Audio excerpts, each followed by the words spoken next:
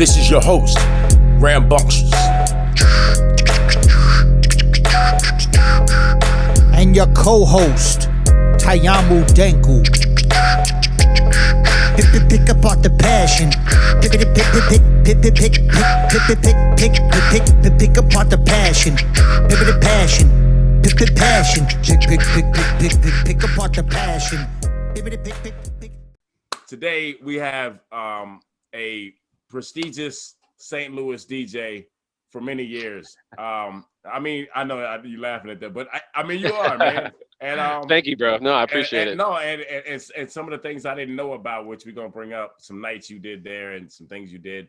And man, I mean, Rockford Steady P and Homeboy Sandman, and the names go on. For sure. 5 times, is that right? Red Bull. No, I am the St. Louis Red Bull 3-style champ. I've competed a few other times and placed like second and shit. Okay. But the one that I had up on the website that you might have seen was there's a publication out here that's kind of like our Village Voice in St. Louis. It's like the same like sister company. It's called Riverfront Times, and they do entertainment awards and all that. And I think I've won Best DJ 7 times. Or some shit. Right. so yeah, even better flex. Even better flex. Hey, I'm like, sorry, I'm not trying to one up and shit, but you know, bro. I'm glad you corrected me. Either way, we got DJ MAHF in the building, man. St. Louis in the house today. What's up, y'all? Thanks for having me, for real. Yeah, man. Pick Apart the Passion podcast. We are in here. Let's go. Yeah. So, yes, sir. We started off talking just now. So I think you've been to Madison. That's where I'm at. Danko's in Milwaukee. I don't right. think I'm the right way, but anyway. Yeah, for sure. But I think we have met before. I think there was a time when I think a show got canceled here at Danko. Remember that?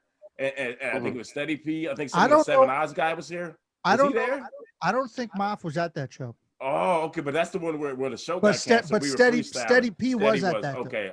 Yeah, it was probably like Steady and Far Out or somebody. Like exactly. my record label Indie Ground has always been like kind of traveling through the area, especially since like the corridor days and all that shit. So we've been coming to Wisconsin for a long time. We've been hitting up Oshkosh for forever with Daryl Pounds and everybody. And Milwaukee, of course, King Hell Bastard and my homie Kid Cut Up. I used to go out there and DJ with him before he got all famous and moved to LA. But yeah, man, I got a lot of love for Wisconsin, man. We've had some really good shows there, and I know I played with Denku in at least three or four cities. Wasn't Grand Rapids another spot? Isn't it like a college town? I don't think I played that show. I don't think I played the Grand Rapids show. Yeah, man. But hopefully sooner than later I can come back through and bring you guys down here again and shit. We are all hoping for that, yo. I feel you, man. So talk about what is the first thing that got you into being a turntablist? You know what I'm saying? To being a DJ. Where does that come from? Family? Yeah, I'm the youngest of 4, and like my parents were always they always had a pretty prestigious vinyl collection.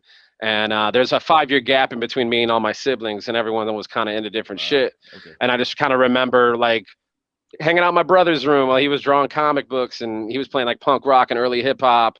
My sister is in the next room listening to Prince and Michael Jackson. My mom and dad are listening to Motown. So it was just like a really great house to grow up in and be around all those different styles of music and kind of absorb it like a sponge. But I really have to say, seeing Yo MTV Raps, Jam Master Jay scratching that fucked my whole world up, man. And then after that, it was probably the Herbie Hancock music video for Rocket with Grandmixer DXT fucking, he's like the highlight at the end. Right. So those two things really kind of were like, I was kind of scratching my head, like, how are they doing that? Whatever. And I definitely, we had a couple different turntables in the house, and I remember there was one in my sister's room. She never used a record player. It was like a stack system, and it was on top.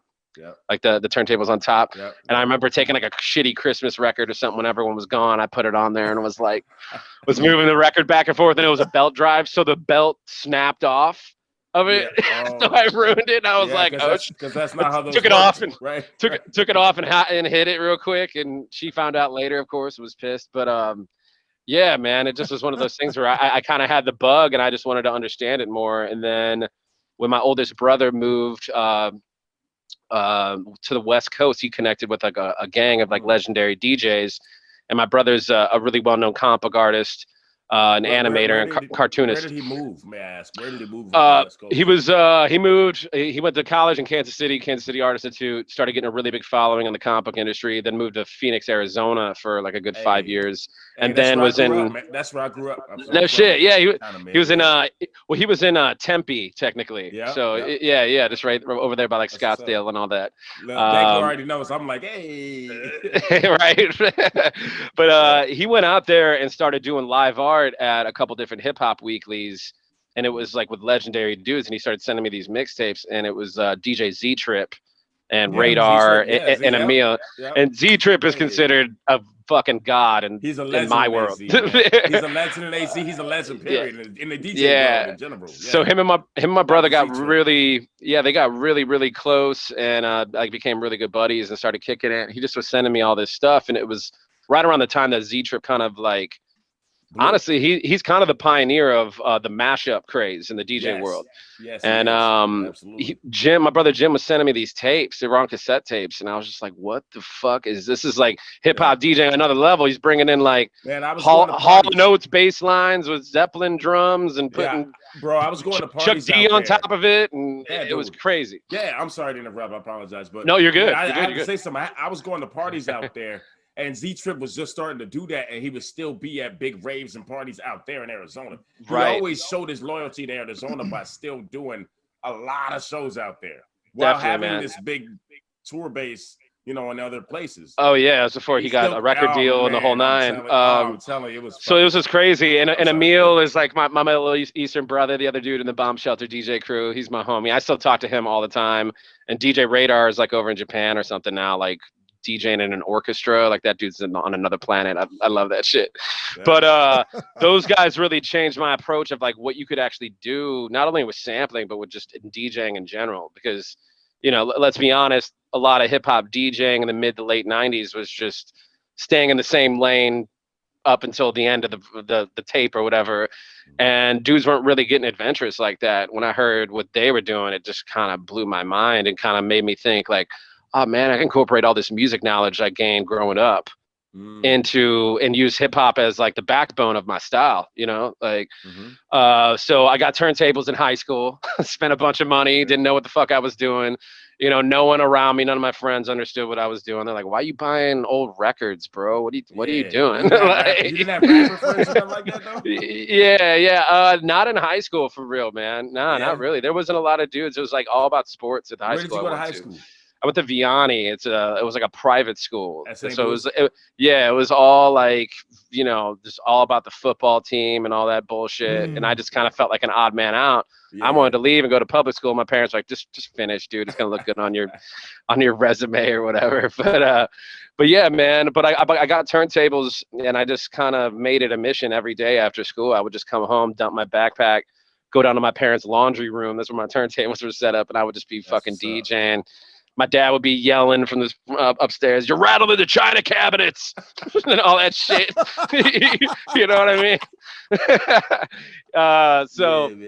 It was funny. My parents were actually pretty supportive, believe it or not, because they heard me flipping and playing around with their actual records, and they were just like, "We didn't even know you liked this shit. We were just playing it because we liked it. We didn't know you actually enjoyed it." And it's just like, dude, come on, man. What type of music is that? And were they musicians themselves in any way, or just no? They were just partiers, man. Like my parents, we always asked this, me and my siblings, like my parents got married and then didn't have their first kid like until like 10 years later, and I was like, what were y'all doing during that time? And they're just like partying. It's probably smart. It's probably why they're still together this day, man. Shit. That's what's up. Shout out to your parents, man. Yeah, man. But they were like going and seeing like Ike and Tina Turner here in St. Louis, like in the 60s. Like that was like a regular hangout for them. Like every Friday night, they go see Tina Turner rock out for like free or some shit. I'm just like, dude, like they experienced a whole different scene than you know, what the, So you know, that definitely still is your influence, even though they weren't artists themselves. That's yeah, definitely. definitely, man. I mean, James Brown, like all funk and soul, like that is much part of my style as, you know, just hip hop and, you know, the classic breaks and all that shit. So it's just, you know, Mhm. definitely part of my DNA. Yeah, yeah, And man. then I finally got confident, and that kind of evolved to me wanting to, I started doing house parties like Okay, towards the end of high school. okay. And I just saw how crazy that like the reaction was, you What know, year it's is just, that? What year is that? What type of shit are you spinning? this is probably 2002 or some shit like that. Okay, okay. And yeah, we used to just go over to my homie's house, and we used to deck out his basement. I remember he had a traditional like Pepsi soda machine in his basement, and we would go out and load the soda machine with the shittiest, cheapest beer we could, and then charge like $5 a beer in the soda machine. So if you didn't have your own booze, you could just come to the party. And me and him Genius, were just ranking in dough. We're just like, genius. yeah, That turns the cake party to a whole nother thing. yeah, man. But it was funny looking back at it because, like, you know, I only had a handful of like original records that like I bought myself at that time, and I was like, man, how did I make a whole night last on like 2 crates? You know, it's like, So how man, how did that happen? I mean, this is man, the part just of the you know, past, and we picking it apart. How does that man. happen? You feel me? Yeah, man. Just definitely started bringing out the parents' record collection, and I kind of force fed that shit down some of my friends' throats. And at the time, Oh, it was like, you know, it's like the crunk era, and like out here, like Nelly was the yeah, fucking shit out yeah, here yeah. during that time. Luda, So it's probably like, Luda during that yeah, time and shit. 50, Yeah. all that, and yeah, man. So it's just like I didn't really have any of that shit on vinyl, but I would play like all like classic hip hop records and go into like some house music and shit, play like Daft Punk and Yeah. that sort of shit. And yeah, man. So it just kind of like showed me like, oh man, like I don't know. I saw the energy in the room that created, and it kind of like was a drug, to be honest. Like, you know, and it's just one of those things where I was like, I kind of started taking it seriously, and I quit. The only job I ever had was at I worked retail at Best Buy from 16 to Hey. 21, and on my 21st birthday, I just quit. I was just like, I'm just gonna do music full time, and I haven't worked a job since, man. Yeah, yeah, So yeah. it's Let me been ask good, you, man. did you work at Best Buy to get the discount on equipment? Kind of. 100%, bro. But what was funny, man, is like I'm a broke high school kid that's Yeah. spending all my money on records, which they don't even sell at Best Buy. But it's like all my family and my friends ate off the discount more than I did, for Oh, real. okay, Like, yeah. They you like, know what yeah, I mean? I need a TV. I need, Yeah, I was buying my yeah, sister washers and dryers and refrigerators and shit. I'm like, man, this is nice. I can't afford any of this shit. that's I'm what's up. 17, 18 years old or Yeah, yeah. whatever. Like, They're you like, know, who are you but buying this for again? but yeah, No, but man, I that's was funny. already starting to play shows because I started working with a band in high school. A couple of my homies, you know, like the degenerate crowd over at the private school I was at or whatever, and we would just party every weekend. We started kind of making music, and I would bring my turntables and just like throw samples in and scratch, and they give me little solos, and we started making original music. And our style was kind of like a, I don't know, man, what would I compare it to? Like an Incubus 311 Chili Peppers type Yeah, I shit. used to love that style, man. Yeah. Yeah, yeah. Well, those worlds in hip hop intersected a lot.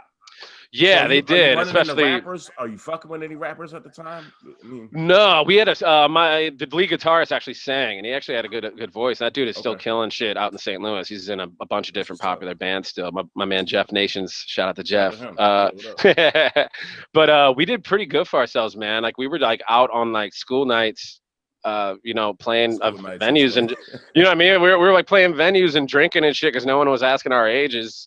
And I remember getting sent to detention a couple times. They're just like, Mafu, you smell like fucking booze. You got detention. I'm just like, dude, this is my last year. I don't give a fuck anymore. Yeah, I'm good. I don't need this And diploma. Right, yeah. I mean, it's, you know, it's kind of funny. It's just like in the way that school was set up, it's just like they didn't understand artists or musicians at Yeah. all, really, and they didn't really nurture us at all either. And it was kind of just like, Yeah. you know, and it was funny because I remember we played our high school graduation actually, our prom. I mean, and so you're a DJ at that point then. so I DJ'd and played with my band at my prom, and our dates were just sitting there mean mugging us like, what the fuck did we come to this for? Nobody got asked that night. No one, right? You know, I mean, it was I don't know. It was more important to us I'm at the joking. time. But it was should have been. It should have been. it was funny, man, because like we were like, dude, we never got to play. We got to play for our whole class. They heard us talking about the music we were making, and none of them could even come to the show because they were 21 and up, most of them. So it's pretty cool to like play for our entire class or whatever. They could see what we were doing. So you said you were DJing and you were in the band. What do you play instruments too? No. I was just scratching and layering samples and adding like breaks on top of the drummer. And we were like doing like a pretty cool hybrid thing, actually. And you got to really be locked in the pocket with the rhythm section on that. Bass player, the drummer is super key on that. Yeah. And it was interesting, man, because I could just feel the vibe when we would go into venues and do sound check, and I would lug my turntables on stage, and there'd be all these other bands looking at us like, what the fuck is this guy gonna do? And I could hear them talking shit like, oh, there's gonna be that guy from Linkin Park that's just miming DJing in the videos, and there's no scratches on the actual songs and shit. And I'm like, no, I'm actually doing it, man. And afterward, I remember getting off stage, and dudes were just like, that actually was kind of dope. Do you want to do some cuts on a song in the studio with us? I'm like, heard you talking shit 20 minutes ago, man. Come on. Yeah. But yeah, That's man. dope, So that was kind of my in as far as, getting into live music. And then it just really, really, really spiraled. And that's kind of when I got into the hip hop scene after that, because that band kind of disbanded because a couple of our guys went to different colleges and shit. So, okay.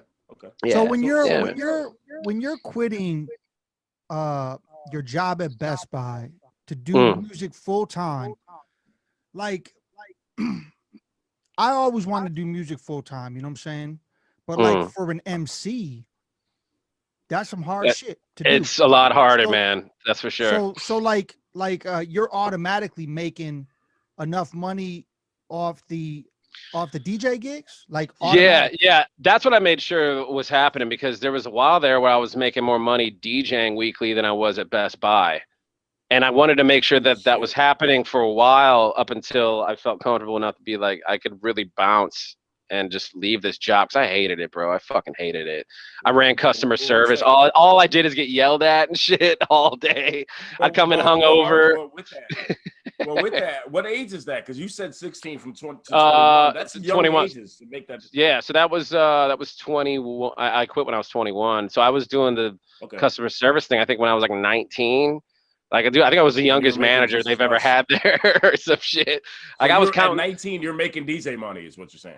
Yeah, and I was like out. That's impressive, bro. I was out like a couple nights a week, and just not sleeping, and going to college, and just falling asleep in class and shit. But yeah, it was cool, man. I mean, it really showed me. I got to be honest, my brother Jim is the one that kind of showed me like the hustle aspect of like the culture, because that's how he was with this comic book shit. Because like his style was really graffiti influenced, real hip hop, really different at the time.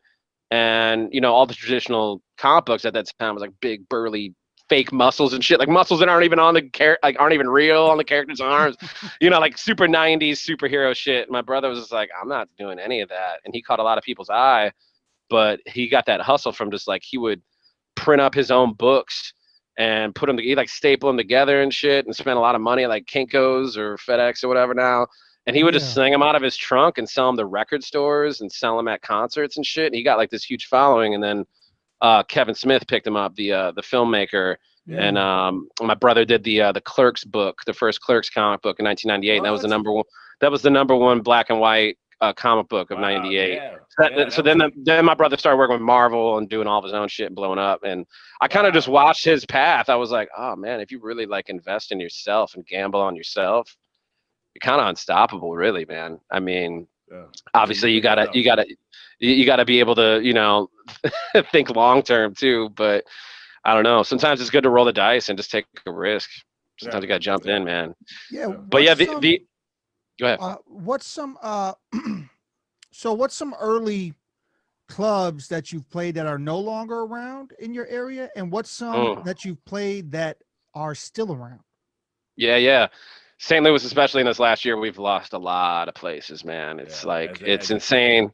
Speaking of culture, it's insane to watch the art scene, the music scene, and the food scene out here has been decimated too, man. It's just like, I know a lot of these people now. They're my friends that own these restaurants and put their blood, sweat, and tears in these venues and everything. And it's just like, it's really disheartening to watch what's happened last year. But we're slowly coming back right now. There's some new shit popping up. But back in the day when I first started, there was a spot called the High Point. out here, and it was kind of like a punk rock venue, but they had a couple different hip hop nights, and there I just started doing guest sets there, and then I eventually started playing. Ended up getting into a group called Earthworms that was really popular. We put out a gang of albums and won a bunch of awards out here, and that's kind of where we first started playing. And the High Point is crazy because I remember looking back at it, we'd be playing in this punk rock venue for like 40 people on like a Thursday night, and it was like me. It was me and DJ and Trackstar, the DJ from Run the Jewels, most of the time. So it was just crazy. I'm like, man, I see him every once in a while. He actually moved into my neighborhood last year. He moved back from LA because they weren't touring. That Rage Against the Machine tour got canceled.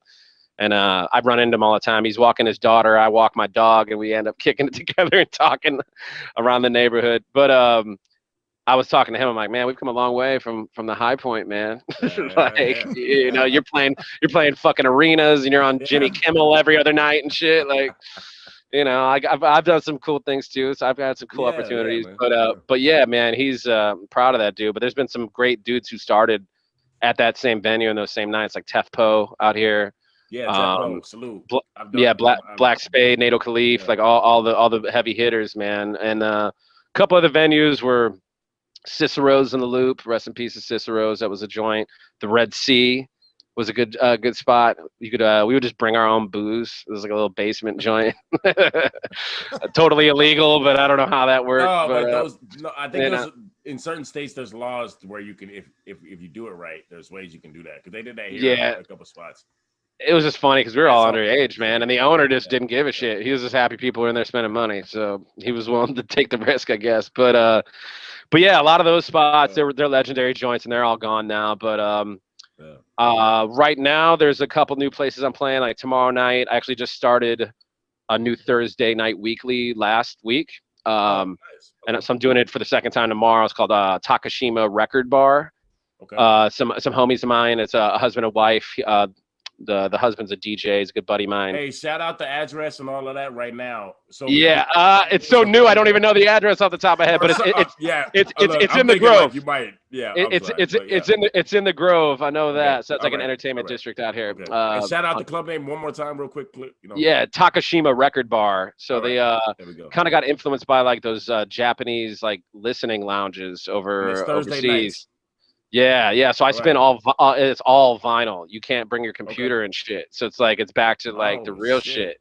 And I gotta be honest, I'm loving it. I had such a good time last week because like I don't get to play my actual records anymore, man. Yeah. Like, you know, when I play these club gigs on the weekends, I'm playing for a younger demographic a lot of time, and they don't want to hear any of the shit that I have on the wall. They want to hear, you know, they want to hear Lil Baby and Da Baby back to back.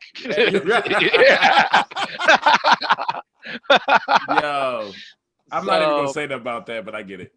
I mean, some of that shit's cool. Some of it is just not my thing. But I gotta know these records, man. I gotta understand them, and I kind of look at it as a challenge to actually figure out a way that I can kind of flip some of that new shit and kind of make it my own sound. And it's funny to watch these like 23-year-olds in the crowd like, yo, what the fuck? Whoa, we put that acapella over that did it, you know? Yeah. I'm like, that's what real DJing is to me, man. It's just always trying to. You got to stay with the times. Yep. Fit different puzzle pieces together and shit. Yeah, you have a different job. I'm sorry. Go ahead.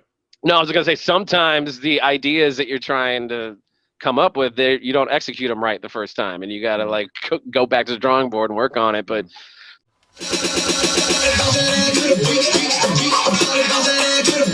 DJ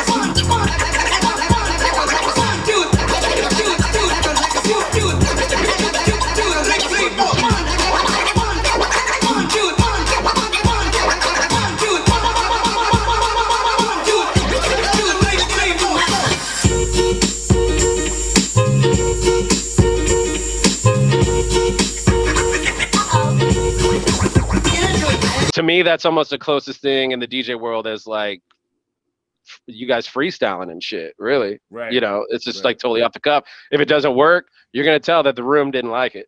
Yeah. You know what I mean? You'll go to a written, right? Yeah, pretty much. Now, So I might divert and go into a routine that I have in my back pocket that I'm like, I can catch up and get them back on my side type of shit. I was and I'm sure that's like your comparison. Yeah.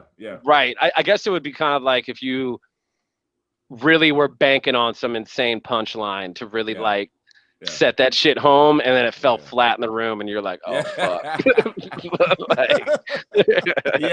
like a comedian's joke not hitting. You're just kind of like crickets, right? Like, yeah. Hey so, man.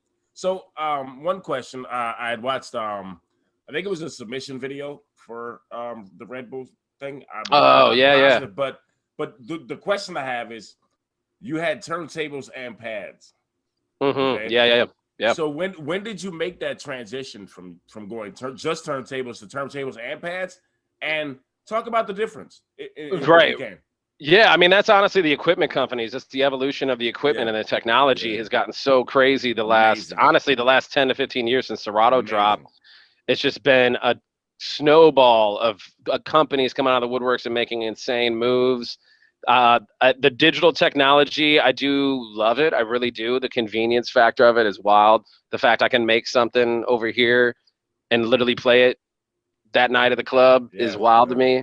Of course, you know, back in the day. Before though. Oh man, this is how long I've been doing it, because I still remember we used to have problems with this shit with my group Earthworm. So this is 2005, right on the cusp of Serato coming out. Tell the kids. And yeah, man, like we were having, because we had to figure out a way to play our instrumentals through the traditional DJ mixers that are just analog, running needles and turntables and records and shit. Yeah. So it's like you had to figure out something. So I remember when we first started, we were so broke, we literally had a Walkman hooked up to the RCAs. And like if those dudes wanted to like get into their set and they're like stomping around on stage and skipping the fucking CD. And I'm just back there and I'm like, this is all falling on me, man. This doesn't look good. You know, the MCs are mean mugging me and shit. I'm like, I'm trying, man. I don't know what you want me to do. And then the companies put out a couple early prototypes of like CD turntables before Serato came out. Like that was a short period too. Yeah, the Pioneer CDJs and shit. I remember I bought a Denon CD turntable just because it was like it could absorb you know, the vibration on stage. Right. So I remember that kind of changed it too, because I could actually kind of scratch that thing, even though it sounded like a toy. It sounded all digital. It didn't sound like real scratching. Is that a huge difference? That scratching difference? I always wonder that. To me, it is just because I understand. Like, I don't know. It's just like a language to me for real scratching. Yeah. Like, there's all these different techniques and patterns and shit, and different ways to combo them and string them along to make them sound different. And then when you add effects on top of that, it's a whole other thing. And then when they first started doing like those digital tables, they just weren't up the par. They sound like a robot. You know, and some people in the crowd didn't know what the hell it was, but to me, I was like, "Oh, that sounds awful." It's an organic sound. It's like record to CD, right? Yeah. And then Serato dropped, and that just changed everything, dude. Yeah. Like I bought it almost immediately, and I remember the first time the Earthworms dudes came over for practice, and they were just like, "Yo, you can like beat juggle our beats and like throw other beats on top now, and do all this other shit, and still do your scratch solos and all that." And I was like, honestly, it's programmed. There's no limits anymore, man. You can do whatever the fuck you want. So it's like, how creative do we want to go? Like, how far do we want to take the live show? And I think that's where we really excelled in St. Louis. That particular group, we had like 2 legendary MCs in the group and one up and comer that was super dope, had his own style. And this dude was like a really well known b-boy in like the breaker scene and shit. And then me and all those dudes were older than me and shit. And we made some classic records and got to do a bunch of tours. We made 3 full-length albums, a mixtape, and we did a USO tour for the government. We played for all the troops in Europe, which was such an insane experience. That was 12 years. Where was that in Europe? We went all over, man. We did 4 different shows in Germany. We went all over Germany. We did the UK. We did Belgium, the Netherlands, Kosovo, which was wild because it was an active war zone. I was about to say, when we were out there, bro. Like, yeah, that shit was like, I'll never forget that. I remember getting off the plane and them driving us to the army base, and it was a third world country, dude. It was just like, what the fuck? It makes And we you were appreciate on. shit or what?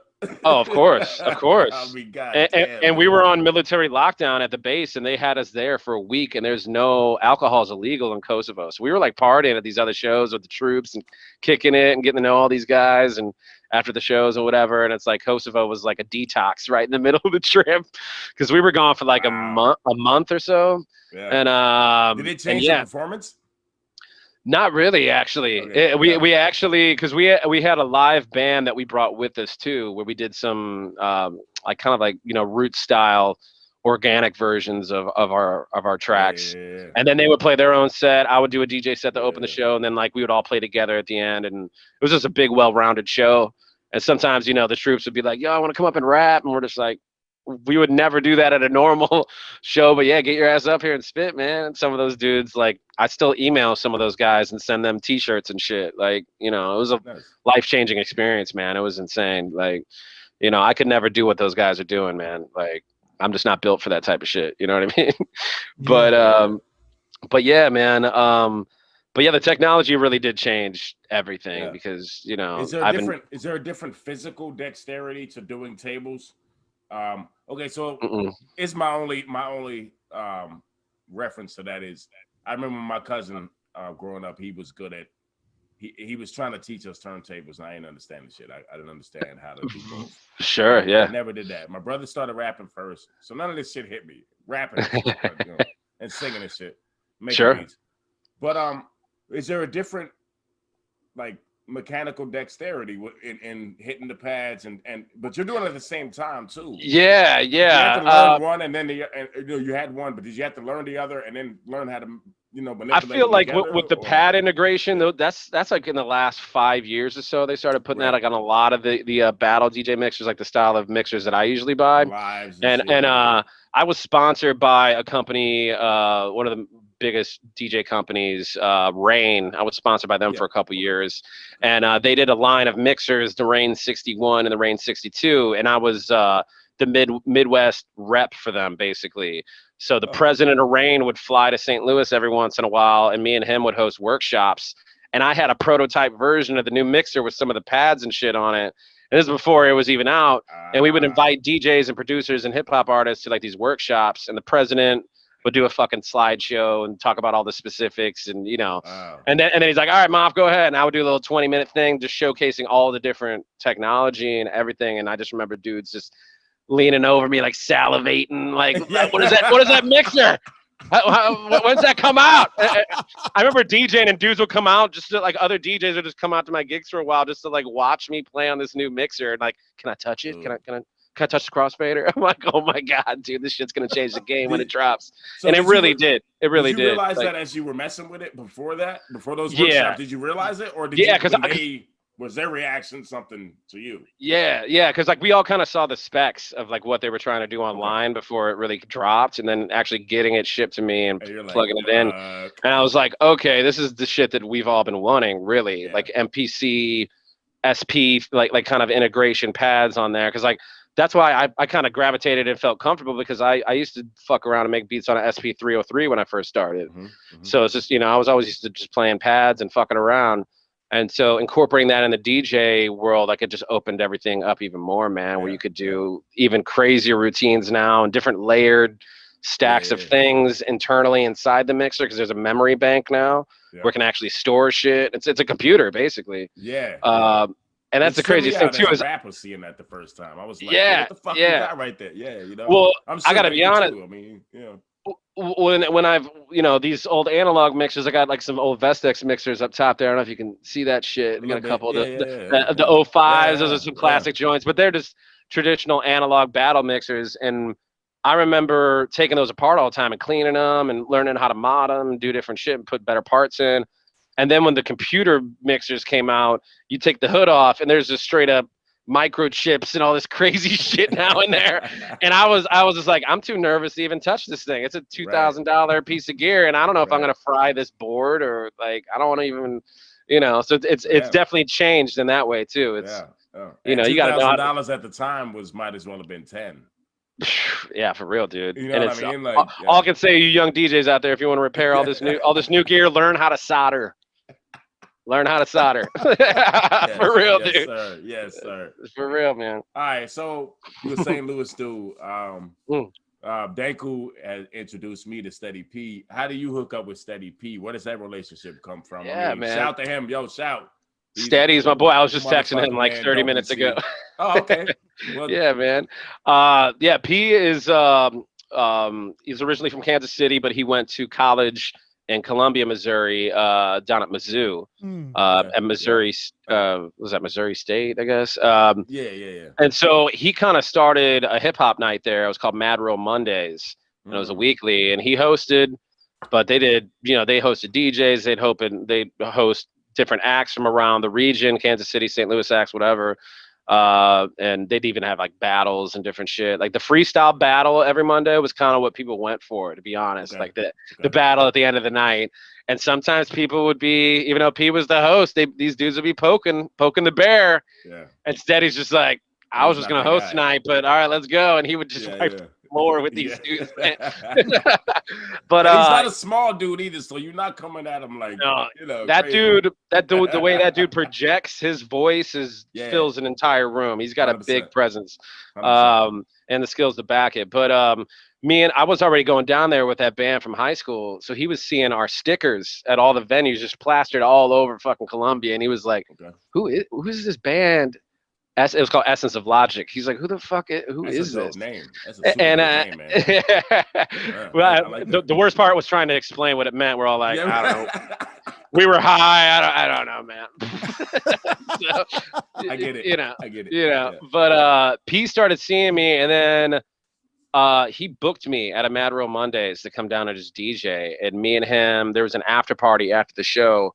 And I remember me and him went to it was like a house party. My boy Matt hosted it. I remember me and him climbed the roof, and me and Steady just sat on the roof and we're drinking beers for like 2 hours talking. And like I immediately was like, this dude, me and him are like connecting on some other level. And I kind of knew right there, like, this dude's special. And that dude's ever since has been one of my best friends in life, for real. Like, we're brothers, man. And man, I've been through a lot of shit with that dude. We've been all over the country a million times together. And I don't even know what album we're on now, but yeah, man, a shitload of tours, shitload of projects. We need specifics. No, play. Yeah, right.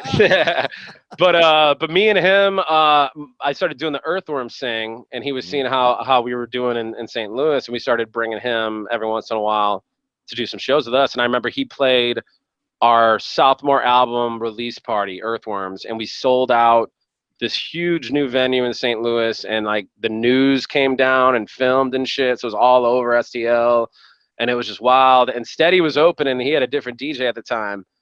And I remember that dude, he had a bunch of hiccups and just wasn't found Ray's flow. And I remember pulling Steady aside at the end of the night. And I was like, I'm going to be your DJ. And he just was like that confidently. Yeah. I was just like, you don't need that, dude. I'm gonna be your DJ from now on. He's just like, what the fuck, for real? Like, he got all excited. And I wish we had Steady P right here right now to tell you. Yeah, I know, man. That would have been a fun interview, man. We should do that next time. Shit, we can do that in the future. Yeah. But we can do that in the future. But yeah, man, I did a track on his 2008 album called Dear Columbia. It was his love letter to Columbia, Missouri, since he was graduating college. And so I did one track on that, and it went really well. I started backing him up all over the place. I'd go to Columbia to play with him. I go to Kansas City, St. Louis, whatever. And we just started getting kind of a following. We were really clicking. And then we made the first album in 2009, September 2009. That was Style Like Mind is the name of that. Mm-hmm. And that's man, that's like a classic in our circles out here. And he started the record label Indie Ground like in 2004, I guess, right? Like his freshman year of college. So he was already like scooping up artists and kind of doing like artist management on top of managing his own career. And he just was juggling so much shit. And I just was looking at him like, look at the way this dude's hustling. Like, okay. Fuck. Well, I was gonna ask that. Like, both of you guys seem to have that type of mind. My guy Danku has that type of mind. You know what I mean? Yeah, man. You gotta be hungry in this game, dude. No, that's a fact. I will say humbly and on some real shit, I'm honest with myself. I haven't had that type of mind as much as I should have, right? Sure.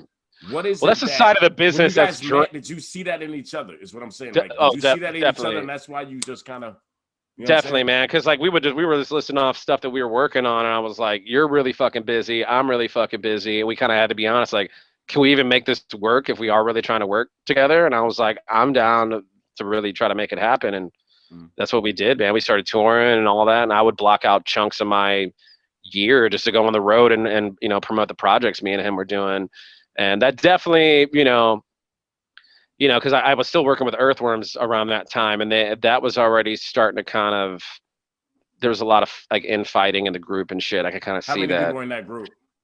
3 MCs and me.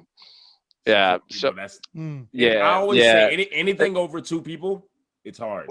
It's tough, man. And again, hard, like bro. one of the dudes in like 2 of the dudes in the group have like 10 years on me and shit. And it was just kind of like I was like 22 or something. Like so they're telling you what they think, and that should be king kind of thing. And well, I mean, it just was kind of like, I don't know. There was a lot of history between 2 of the guys. They were in another group together back in the day, and it's just like had years. Nothing to do with you then, yeah. Not as much. I don't think. I think they really appreciated the fact that I was just young and hungry and 100% about it. And like we did some really great, some great music and great shows, and we always were repping STL real fucking hard when we were wherever we were going, and it was good. But like that was kind of fizzling out, and me and Ray kind of kicked it in high gear once like the Earthworms thing kind of went by the wayside.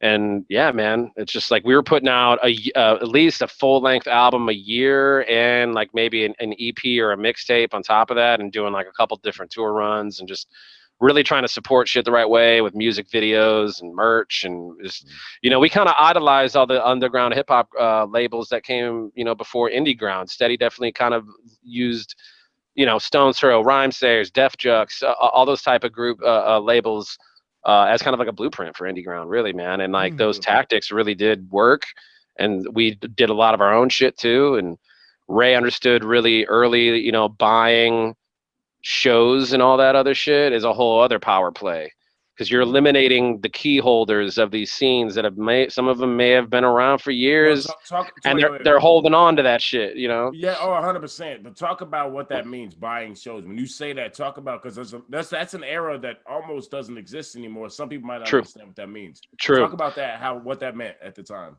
Yeah, man. I mean, because we get hit up by different booking agents and shit for different tours coming through the area, and these booking agents, Ray was smart enough to understand. Steady, I keep calling him Ray. No, Steady. Okay. Some people know him as both, I think, right? Right.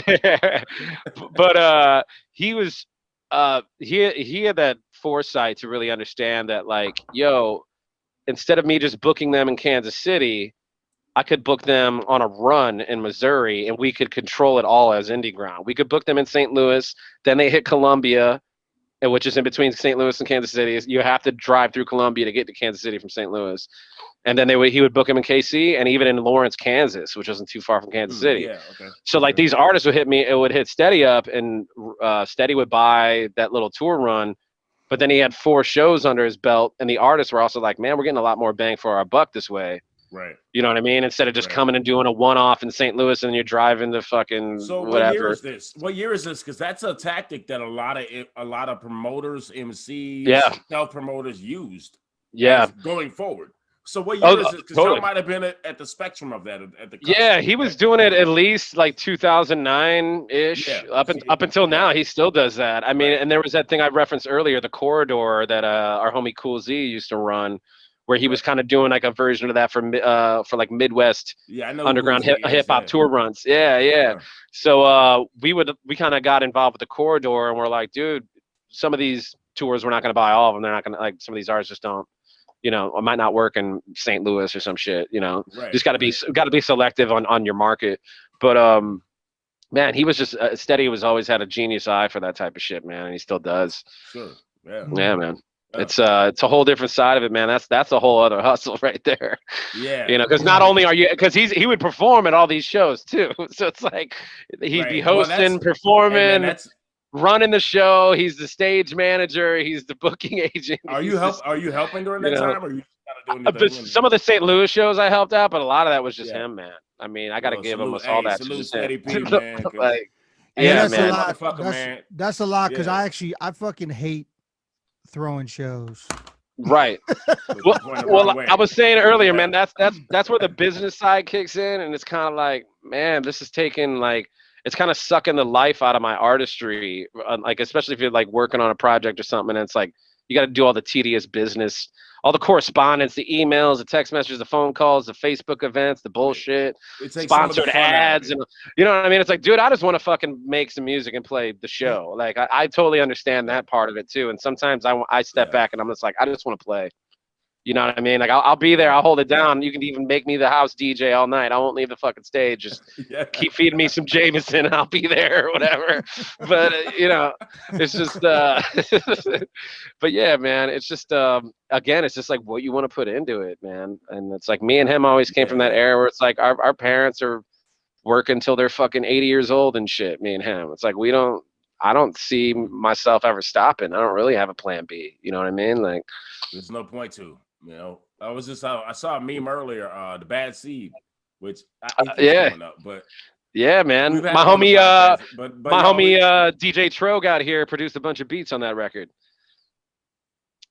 Oh, word, okay, yeah, he goes by dope. Goes by Troglodyte the Neanderthal, I think, on the the liner notes or whatever. And okay, and he produced a bunch of Bad Seed records then. Yeah, a bunch of shit, especially a lot of the new stuff that like, you know, he's been getting a lot of love online, man. I'm happy for my boy.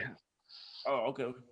No, that's dope. Fuck yeah, shout out to you, man. No, I was just gonna say he was saying oh shit, I lost my train of thought right there. I'm sorry, man. I fucking talked over you. That's my bad. No, it's okay. It's okay. No, Chatterbox over here. Yo, if you only knew, it's cool because if you only knew how much I talk over people, this is a welcome thing. It's welcome then. No, it's all good. It's all good. No, but so one thing I wanted to ask about is you had a thing with Four Hands Brewery, okay, and you started Motown Mondays, okay. Yeah, that's the thing you used to do back in the day, correct? Mm-hmm. And one thing about that, you said something about that in another interview I saw you with, right? And you said that it was 21 to 70-something-year-olds having a good time at Motown. Yeah, man. So talk about the importance of a DJ. To me, this is interesting. I'm not a DJ. I don't know anything about it. Yeah, it's kind of. DJ, what is that like? Like you got these different ages. Is that important to you, or is that something that's just an afterthought? It happens and it's cool. It's never been something I like really aimed for or focused on, to be honest. But I mean, that music especially is just so timeless, and it really is kind of the blueprint for modern pop, hip hop, and dance music for real. The song structure and everything, and you know, and then you know, go down the sample rabbit hole on just the Motown catalog and hip hop. That's ridiculous. Yeah. But yeah, so Motown on Monday started 12 years ago in San Francisco. Actually, my man Gordo Gabeza started it, and it started on the West Coast. I think LA followed suit, and I started going out to LA and gigging and doing a bunch of different events out there, and I would always stay an extra day from the weekend and play Motown on Mondays out there with my boy DJ Expo and his whole crew. And I just saw how beautiful that night was, but it was all like it was a younger, hip, attractive LA West Hollywood crowd. So I didn't see that version. But eventually I did a couple other ones in like Chicago and some other shit. They just started sprouting up, and I think they're up to like 15, 16 cities around the country. And there's some international Motown on Mondays nights now. Yeah. So I host the St. Louis chapter. I started it about 5 years ago, and almost every year we kind of try a different venue and do a different thing. But man, it just it became this party that just was like the hot ticket for a long time. And I never really thought that it was going to bring out people like the DJ's parents and all their, you know, uncles and aunties and shit. It was fucking crazy. Like, you know, my parents showed up. My parents showed up. They're like, Dad's almost 80 years old. And he's like on the dance floor with my mom getting down. And there's like hot 21-year-old girls kicking it. And there's, you know, a bunch of hip hop dudes over here and all these OGs. And like, yeah, the age group was literally from like 21 to like 70. It was wild, bro. Yeah. And it was just like, and it was kind of the unity St. Louis needed at the time, because when we started that was the summer of Michael Brown out here, and that shit was like at a fever pitch out here in Ferguson. I lived like 5-10 minutes away from Ferguson during that time, and it was fucking wild, bro. Like for a long time, it was wild out here. So you needed the and good the city was hurting, man. I'm not saying that Yeah. I did anything to help that, but like it probably felt did, good. yeah. It felt really fucking good, to be honest. We'll say it on this podcast. You probably did. But it was we will say it. You probably did. But it was a sense of unity that I've never really had at an event that I've thrown. Like not only just the reach, just the vibe. Like everyone was always smiling and hanging out and dancing together. We never had one fight in 5 years, not an argument, nothing. Like it was just a beautiful experience, man. And I'm starting to bring it back now. We're doing our next event on Memorial Day, Monday the 31st. We're doing an outdoor jam for the holiday and shit. So come out if you're in the STL area, the City Foundry. That's gonna be the spot.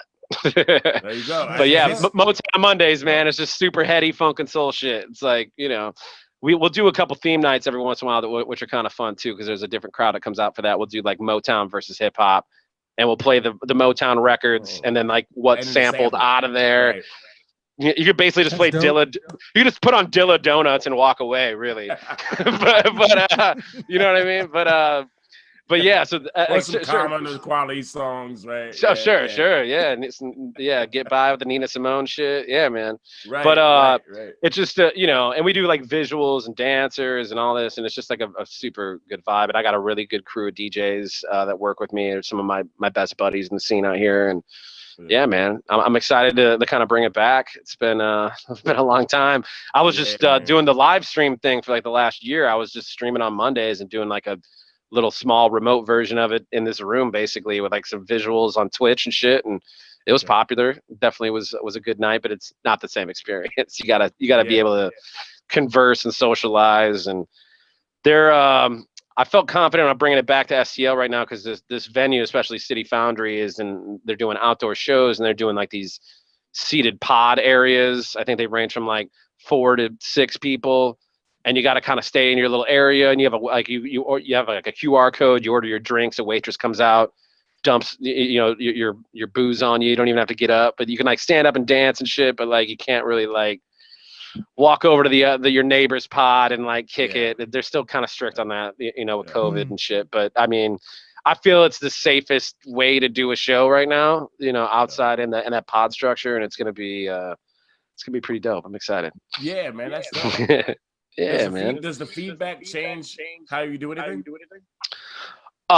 Feedback as far as like the response to the event, if you have shoulder to shoulder, right? Yeah. But then you have pods. Well, there's a capacity limit. Yeah. I mean, that's what I said. Does that change any way you DJ, or is that? No, not really. Okay. I mean, it's weird because even that setting, the pod structure is kind of set up for more of a concert experience. Like like some people just want to sit and watch the stage and watch a show. Like we're gonna have a screen on stage with visuals and shit. Okay. But at the same time, it's a different vibe, energy wise, when we're on stage and I'm looking out and there's like people sitting down just kind of watching what I'm doing, and they're not really like socializing and dancing, because it's more of like a social event, dance party type of event. So. I don't know, man. It could work good. It might not. I don't know. But I'm willing to try it. So we'll see what happens. Yeah, man. Hell yeah. I mean, Motown on Mondays. Wisconsin doing shows right now is actually kind of wilding out. It's kind of weird out here. Like people, it kind of seems like they don't even give a fuck. Like the shit ain't even existing out here. You know what I'm saying? Yeah. There's certain pockets of Missouri that are like that, like the bars have like no real restrictions and all this. Like we have curfews. Like I'm DJing right now, like Thursday through Sunday every week. And almost all the spots that I play from like 8 to midnight now. And I used to be there from like 10 to 3 in the morning. So it's like a really strange thing for me to be walking out of the club at midnight. Like I don't mind it for real, but like, it's going to be kind of jarring when we go back to like the 1 a.m. or the 3 a.m. Curfews and shit. But yeah, there's been some renegade areas of Missouri that have just not given a fuck, man. And it's like they're kind of setting everybody back. They're not really helping the cause for anybody. So, I mean, I'm not going to preach about what people want to do. I literally just got my second vaccination yesterday, or my second shot or whatever. And yeah, that's just no joke, man. I woke up today and I was like, I felt like I fucking ran like 8 miles yesterday or something. I'm all sore and shit. I'm like, No shit. what? I'm like, what the fuck? I didn't even do anything, man. Like I was hanging out with my girl watching a movie. I didn't say anything about it on the podcast, but I just had COVID and just got over it. Oh shit, man! Damn. Yeah, I mean, I wasn't bad. It's hard. I don't want to talk about it too much because I don't want not political. Sure. Not the correct term. I don't want controversial shit to come into play. Oh, I get that. Yeah, I get that. Too much. But symptoms have been different for everybody, and that's the thing. I will say this: I had about 2 days of actual sickness, and then I took ivermectin, and I was straight. Yeah. So did you have to quarantine and shit for like? Yeah, I mean, I did because I had not, to get back to work. I think was that 2 weeks? 10 or 11 days.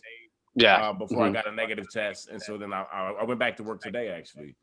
Dude, I'm glad you're better, man. Shit, that shit's scary, dude. It was. You know what? It wasn't that scary. The first day, I had like a head cold, a little bit of fever, chills, and then the next day, it was a Friday and then a Saturday. The next Saturday, I was fine all day. When I went to sleep, I had a little shortness of breath, but I woke up on Sunday. I was fine. Took the ivermectin. I never felt anything again. There you go. You know what I'm saying? So that's good, man. It's very interesting how it affects people and all that, but yeah, man. To me, it's just like, careful. I'm not saying. Yeah, just wear your mask and shit, and just be respectful of other people. I don't think it's really that hard. It's not. It's a trip. It's like right? Everyone wants to politicize everything, man. It's just so I'm exhausted when I get on like Facebook now. Like I get on, post whatever show I'm promoting, I literally log off. I don't even read shit anymore. So let me ask you this: how did as an artist? No, I 100% get that shit. Trust me, I don't say much at all anymore. Yeah. But as an artist, because we all had to go through this as artists, how did this last year affect you? Like, did it work in your favor? Did you create more? I found myself creating more. Mm-hmm. Yeah, I got to be honest with you, man. I started going so hard the last like 3 years of DJing that I was touring and like I literally was like 5 nights a week and shit and traveling and just trying to do shit with this Beastie Boys tribute show that was blowing up that I've been doing stuff with Steady, my own shit, private events, residencies. Like this was a lot, and I honestly like me and Steady took a little break too.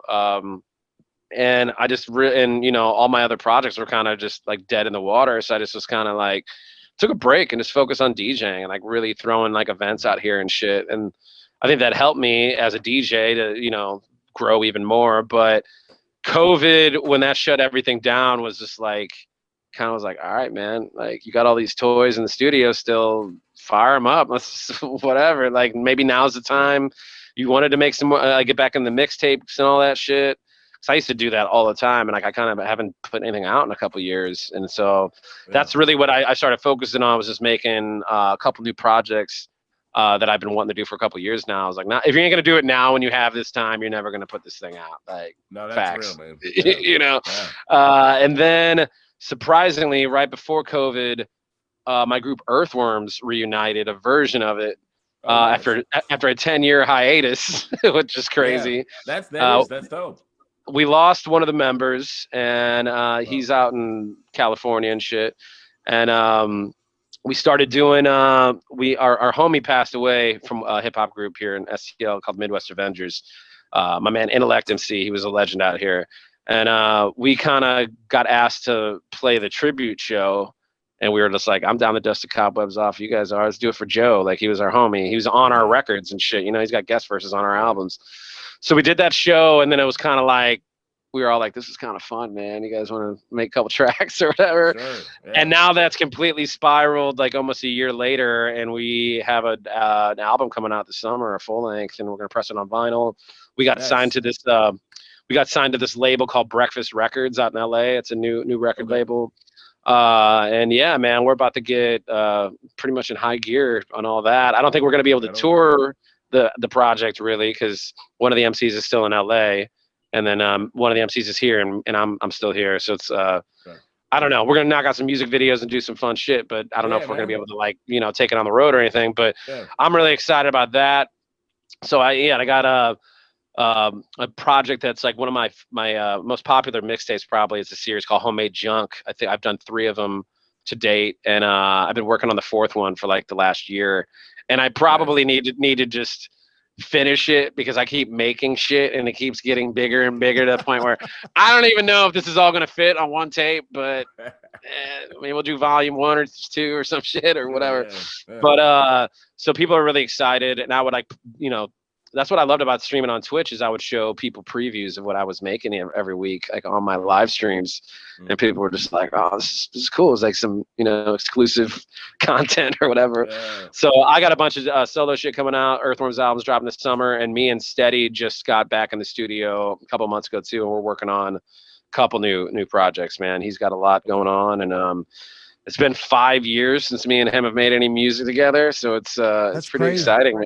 Yeah, dude, time is flying, bro. I actually still got a bunch of the posters up in my I gotta studio use the bathroom. room. Y'all gotta give me a break for a second. Give me That's 30 dope. seconds. yeah, go ahead, man. Go ahead. I actually remember bumping a lot of your I think I had a couple of your mixes that I would bump constantly on tours, man. You know what I'm saying? Yeah, thanks, man. I used to always do those like demo CDs and just give them out to people for free. I'm like, no one's buying CDs anymore. Might as well just throw it at them if they want it. Just take it, But I always wanted to include like artwork and shit. And yeah, man, I know I got some of your stuff in one of the boxes since I moved. I started going through all that shit, last year, because I moved into this place about year and a half ago, 2 years ago. So I was like, all right, let's go through some of these boxes that I've had, packed up since I moved. And there's a couple just full CD boxes of all the homies. There's like Imperfect from Cedar Rapids CDs in there and all that type of shit, like all the homies. But I mean, because I feel like I haven't even trying to think. I feel like the last time that I actually saw you in person was the Indie Fest 2015. Oh yeah. Yeah, that was that Riot Room in KC, like in right? person. I mean, you helped me book that. You helped me book that Atomic Cowboy show. Yeah, which I'm sorry about how that went. The guy that was the booking guy over there was a fucking asshole. So sorry about that, bro. But that's the guy we all had to go through, and he just was like, he's like a bluegrass musician that doesn't give a shit about DJ culture or hip hop or whatever. So he's just like, you're gonna have the room, and then he fucks with you the entire time. Like it's one of those dudes. Talking about key holders again. No, that's an historical attitude of people who don't give a fuck about hip hop and hip hop history. Yeah, it's only the biggest genre in the world for the last 20 years.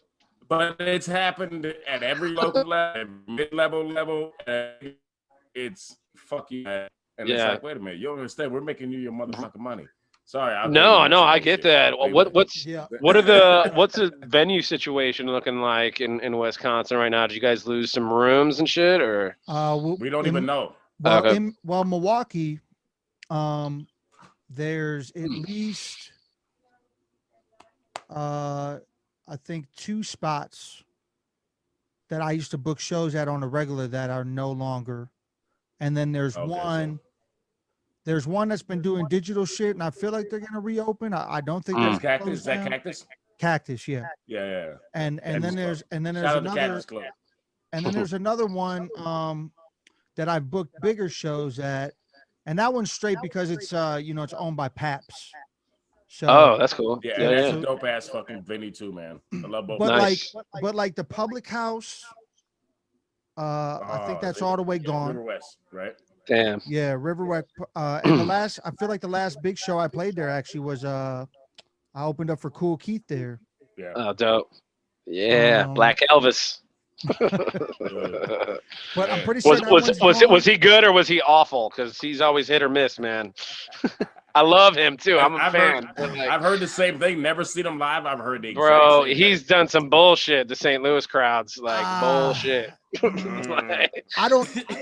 Well, we're not sitting on Cool Keith. We love Cool Keith. I love Cool Keith. I got Dr. Octagon limited edition back here. All that shit. I love Cool Keith. I don't want to shit on totally. Cut Master Kurt records and all that shit.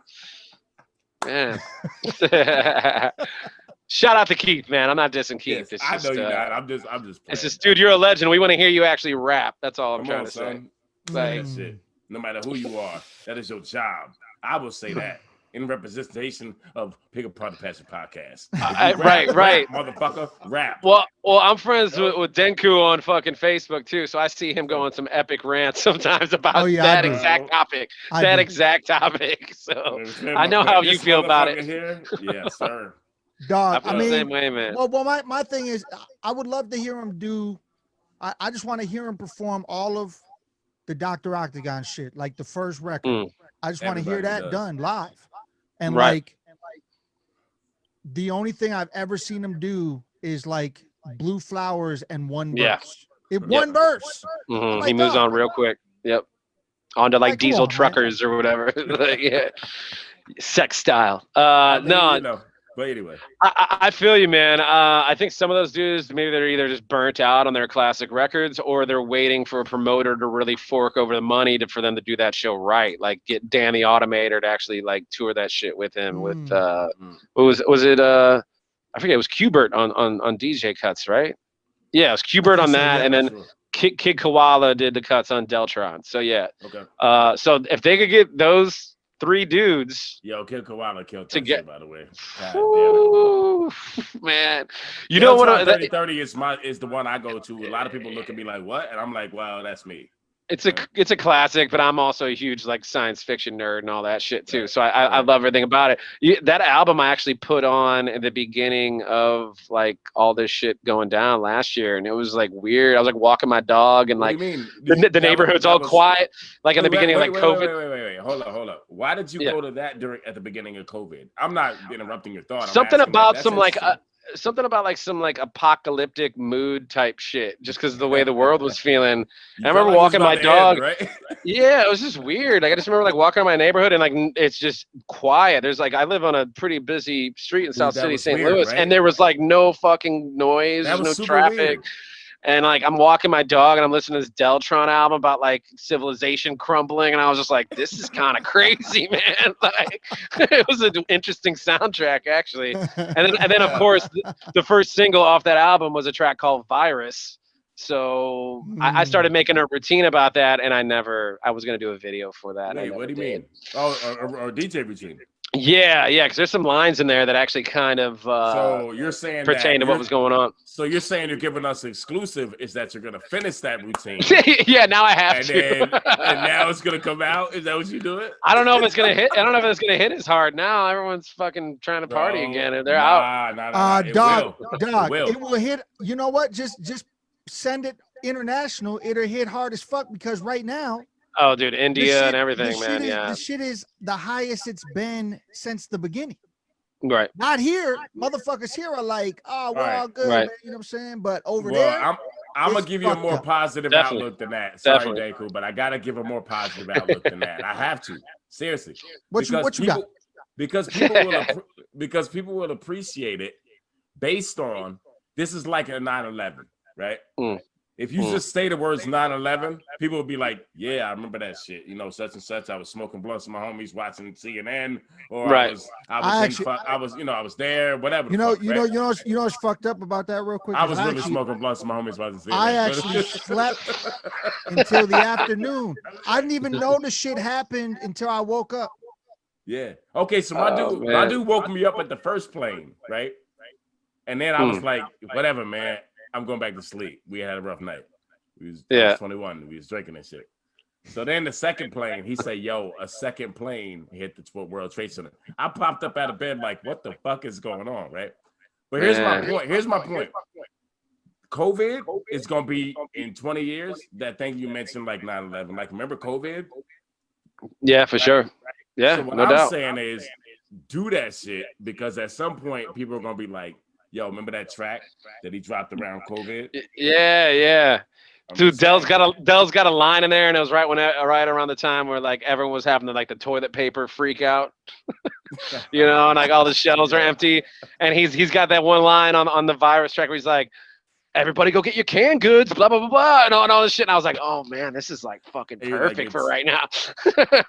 because it was so good. It was all So bound good. to happen. I mean, Man. according to how this motherfucking country works, it's all bound to happen. Man, Full- randomly, real. man. So Panic. like that Deltron record is so cold to me. Like, how were you as disappointed as I was when they put out the second one? Definitely. To be completely honest with you, right now, I can't even in my brain. I'm pretty good with this type of shit. Can't even like remember a track name or what that record even sounds like. Because I think I gave it a couple tries, man, from front to back. I gave it a try. I wanted to love it. Wasn't hitting at all, man. It just didn't hit at all. Hey, Dell you're better than me, Dell bro. I give it one time. Yeah, Dell sounded exhausted. The beats were okay. Like I don't know, man. It was just like, man, it was just disappointing. Yeah. It's like, like in Hollywood be making these like sequels like 30 fucking years later and trying to use the same humor and shit. And you're like, that didn't hit the same way at all because things evolve and things change, man. Like, I don't know. I heard they're trying to remake House Party now. Get out of here, man. Just leave it alone, bro. Leave it alone. You can't remake none of them. They're trying to remake it, dog.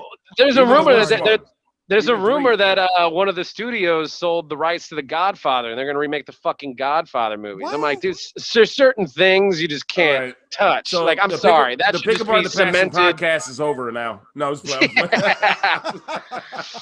But I don't know if you guys agree, but I just feel like certain things when they're on when they're on that caliber, they should not be remade, man. They should like be cemented in stone. You're gonna remake the Goodfellas and remake Ray Liotta looking up at the helicopter. You know what I'm saying? They're gonna use that like facial de-aging CGI shit on. It'd basically be the Irishman. It'd be the Irishman, basically. Right. Exactly, man. Yeah, I don't know, man. It's funny though because there's like the generation right before like our generation. Well, actually, I don't even. I guess I don't even know how old you are, MAHF. But anyway, I'm just saying, like my brother, here. I mean, if you're not afraid to say it, like we're trying to watch movies, right? Like I hit him off with like an older movie and be like, yo, check this out, and he's like, man, I don't want to watch that old shit. I want to watch this new shit. And then like, how old's your brother? How old's your brother, Deku? He's 29 right now. He's gonna be 30. He's gonna be 30. He's a grown man. He's got that attitude about art. Y'all are almost 10 years. Y'all are almost 10 years apart, right? Yeah, we're almost 10 years apart. But he prefers like the new age movie shit. Like he probably would rather have a recreation of The Godfather or a recreation of House Party. Like I just feel like he would be the dude that would want something like that. And there's actually a whole gang of motherfuckers that are like that. Like they would rather, they like how Hollywood is now. Oh, wow. I got to be honest with you, man. I'm seeing it with mainstream hip hop right now with these pop records I got to play when I do these club gigs. It's like all of a sudden they're recycling beats, like samples and beats from like that, like huge hits from like the early 2000s. Like, what's her name? The Tap In joint with girl Sweetie. That's fucking too short. Blow the whistle. Yeah. And it's like I always do like some fun little mix where I bridge both versions and do some other shit. The samples are more recent. Like they're sampling shit that was 15 years ago, and I'm like, wait a minute. Yeah. No, you gotta wait a little bit. What are you doing? Yeah. But again, it's also like that's a fuking classic hip hop club record, man. Do we really have to just jack it and then have like hot girl lyrics all over it? Like I don't know, man. I'm gonna be respectful and I'm cool with people flipping samples. I know I sound like an old motherfucker saying that. Okay. No, fuck that. I'm just noticing it. Like and then like Megan Thee Stallion with Girls in the Hood or whatever. It's just Easy E boys. I'm like, boys, you're taking Boys in the Hood? Like, oh man. Yeah. It's just kind of like when they do that, I feel like you're just cementing the fact that the younger generation that you're promoting this to, they're never gonna give a shit about the Eazy-E record after this. Well, ever. here's the problem. You know what I mean? Like, here's the thing, and I don't shit on the new generation. I understand what they're doing. They're sampling what's old school to them. I understand that. Don't like it. I'll be honest. I feel like when you sample something that was 5, 10, 15 years ago, We didn't do that. We sampled shit that was the pioneers to what we were doing. Right. That means that the younger generation isn't studying the pioneers of what they're doing. They're studying what's convenient, what's easy, what's easy. That's to true. find, right? Well, this shit was a sure thing 25 years ago. Why don't we just do it again? Right. It's like if I did Posses on Broadway, it's because I was 10 years old when it came out. You understand what I'm saying? So I'm doing it at 43, and because you guys are laughing. I'm about to do that shit. I just want to make sure that you keep the Godzilla roaring sample in that beat. You at least have to keep that. Yo, that shit always tripped me out as a kid. Funny thing is, I tried a lion's roar in the beat. I said thank you, and he kind of liked the beat, but it wasn't all the way it. But I tried a similar thing. Oh man, that's funny. Oh, but what else? Why you gotta call me out on it, son? Why you gotta I'm not calling you. I'm calling me out. I'm saying my beat wasn't good enough. What else from the animal kingdom can we try on this shit? Hey man, we can do koalas. You know what I mean? What the fuck does a koala sound like? I don't know, but they got long nails, so I figured there's a scratch in there. You know what I'm saying? Someone's on Google right now listening to this shit. They're just what I'm saying? Hey, I'm really curious we got now. a DJ. They got long nails. I'm checking it out. I'm checking out the koala shit after this. Yo, first of all, this podcast is gonna spark a platinum hit off of koala scratches. 100%. Amen. I'm not even mad at that. Actually, go ahead. Yo, whatever. Mav, next time I see a routine, bro. I'll be joking too much. No, next time I see a routine, Mav, I want cuts of koala noises, dog. I gotta get on that. I got a lot of like weird sound effects records and shit with like animal sounds and stuff, but I don't think there's a koala sound on any of that shit. I'm not too far off. Look, you know how you have those like little 45s when you're a kid, like the Sesame Street records and shit. Okay, so you want to look? Okay, this podcast is about you, but I guess I'm gonna go back into me. When I was like 4 or 5. No, I'm sure to God. When I was like 4 to 6 years old, this is funny to me. Now that you just said that, my favorite record. Literally 45, where you would have the thing where it would stack 45s on top of each other. Y'all remember that? The like cone. I have one of those over here. Yeah. I know what you're talking about. Yeah. Yo, Rainbow Connection was my shit. Kermit singing Rainbow Connection. Yeah. I recently took that doom, the doom, and I sampled it. So I have a record coming where I took that into a beat. And if anybody bites me off this podcast, I'll come and fucking choke you out. I was gonna say, it's over for you. It's over for you right now. Now you got a week. You got a week to put it on Bandcamp. It's over right now. You better put it out. Send that shit to me. I want to hear that. Yo, if you want to do it, let's go. But I'm just saying. Yeah, Mob's remaking it. I'm doing the rap on it. We're going. It's over. I wouldn't even care. I'd be like, yo. It's really for the children this time. It really is. For the kids. But no, oh my God, man. But they might get canceled like Dr. Seuss once we rap over, especially Danko. Oh, God. Like, yeah, President Pussy lives. He say some wild shit. And then he say some wild shit and they'll be canceled like Dr. Seuss. That's it. Man, what's the Wisconsin like battle scene like the last couple of years? Is it the same as it used to be, or is it? There's a lot. So now, I couldn't even tell you the last time I've actually seen a real off the top freestyle battle here. But there is a lot of acapella league shit here, and there's actually some There's actually some known battlers from here that are performing in like you know like the URL leagues. That's what's up. Shout to Red the Bully. Shout to M City. Those dudes. Shout to Classic. Those 3 dudes have been tearing it up on the battle scene recently out here. Red the Bully actually won the Written Rumble. I started the event. Danko was a judge actually.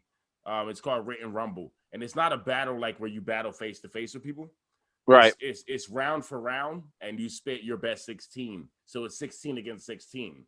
That's cool. It goes from 8 MCs to 4 to 2. Down. Yeah. And so we started that. So that's one thing. I wouldn't have plugged myself, but you asked, and I gotta say something. Oh no, yeah, I'm genuinely curious. I mean, I don't really know where things are gonna land here. There was the written freestyle thing. They were doing that in like Colombia and shit. There was like a new generation that came under like Steady that kind of picked up that torch. But that's the format they wanted to do.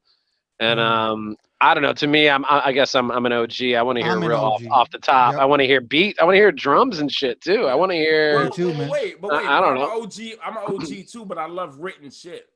I do So too. Don't get me reason wrong. I did like the- it. I like it, but I yeah. just prefer that If version. there to- if I there feel was you. if there I was feel still if there was still a very big population of people doing off the top freestyle battles over beats, I would still Right. be heavy in the battle scene. The I would reason too. I I Oh, stepped you'd be- I away, would too. I the know reason you'd be I crushing, stepped bro. away is because of the format it is now. However, in Right. 2019, um, I won a off top freestyle battle competition in Sioux City, Iowa. Nice. I also was in off the top battles in Dubuque Mm. Yeah. and Shout out to You Casey probably. Joint and Levity out there, Yeah, bro. I was gonna say you're probably with all the homies like man, Ebola and You know Case? Perfect. You know And Case and DJ I Levity? know. Oh, definitely no case. Yeah, Hey, that's the definitely, man. guys, man. They been Yeah, on the dude. Those are podcast. all. Yeah, It's they've all been on the family. podcast, man. Shout out to them, yo. Dude, I love those guys. I miss those Yeah. dudes for real. Like Oh the Iowa man, crews were love them great guys. dudes, man. Yeah, yeah. yeah, We all got along great. we had Case on here. We had Case Yeah, and we had Jebediah on Case I here. actually did. Now that I think about it, I did a song with Imperfect around this time last year for his new album, and Yeah, like perfect.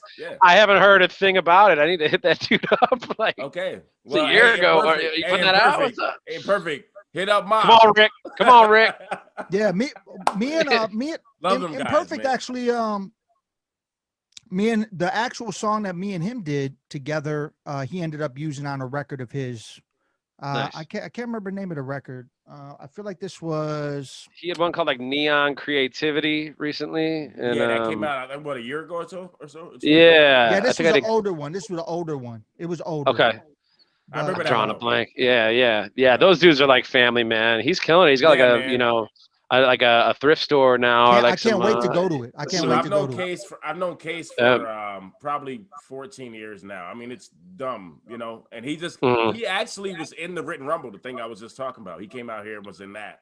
He was actually Man, down to the last round, and another guy got him, but it was hard, man. Denka was a judge. I was a judge. It was hard. Case killed that shit. Case, damn, dude. love you, bro.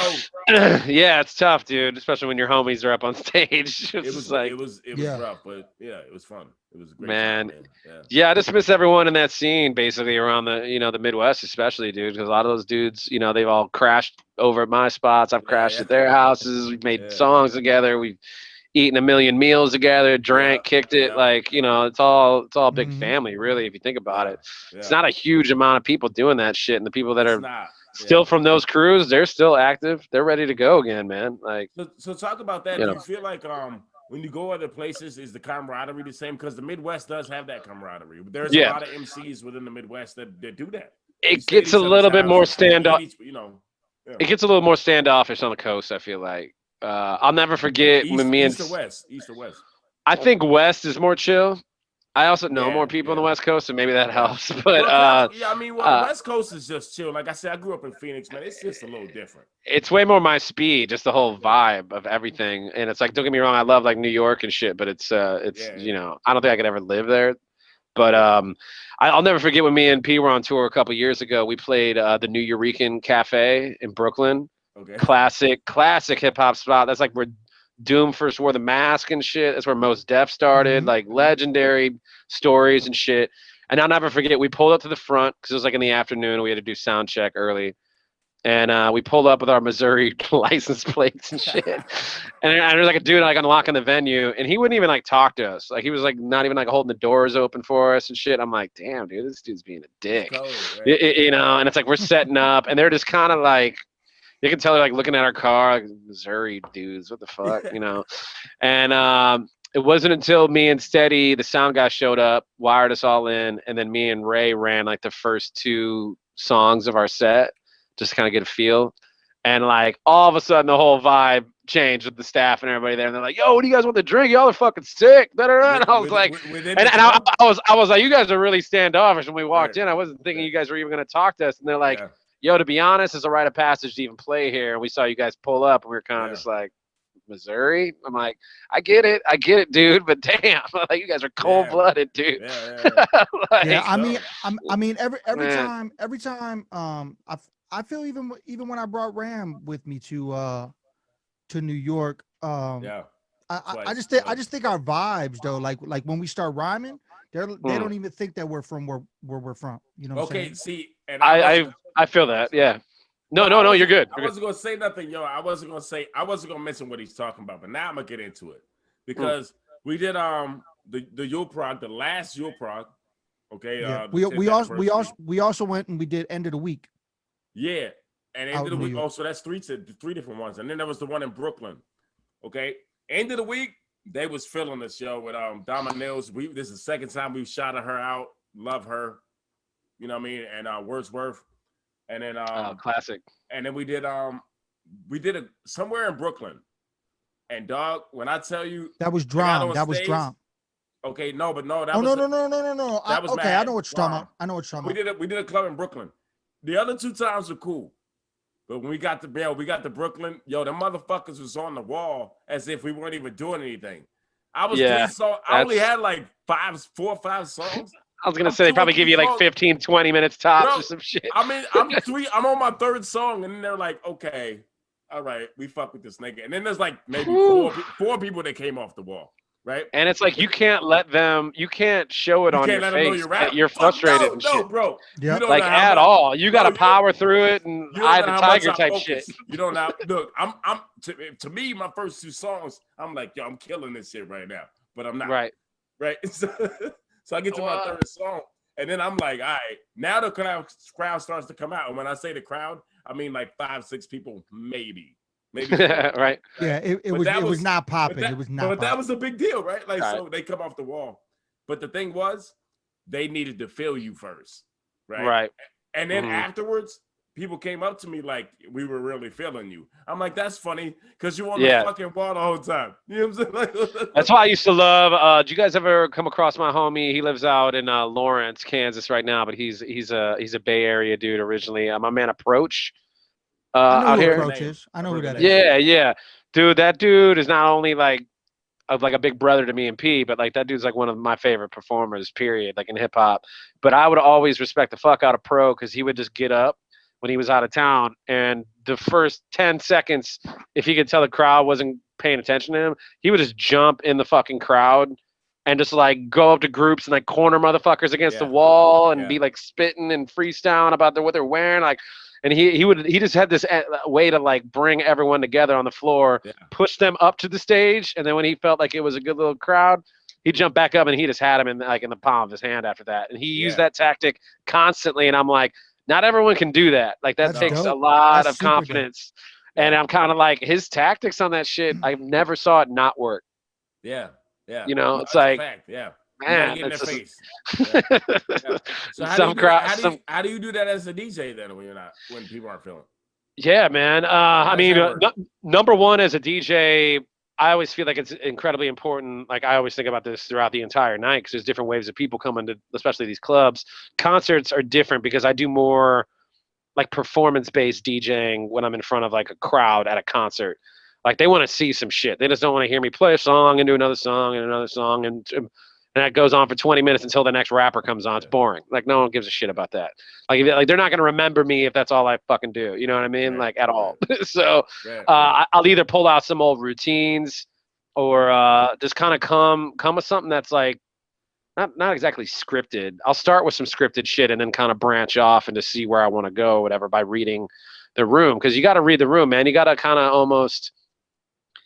I hate to say like prejudge people, but it's kind of you got to gotta like you got to look at like you know, especially in like a dance club environment where I'm like, all right, this group over here is a little younger, they're flipping out when I'm playing whatever, some new shit, they're into that. There's some cats in their 30s over here that when I played like a Snoop and Dre record, they were like all into it. So I know if I go anything into that realm, they're gonna probably be riding with me. You got to kind of.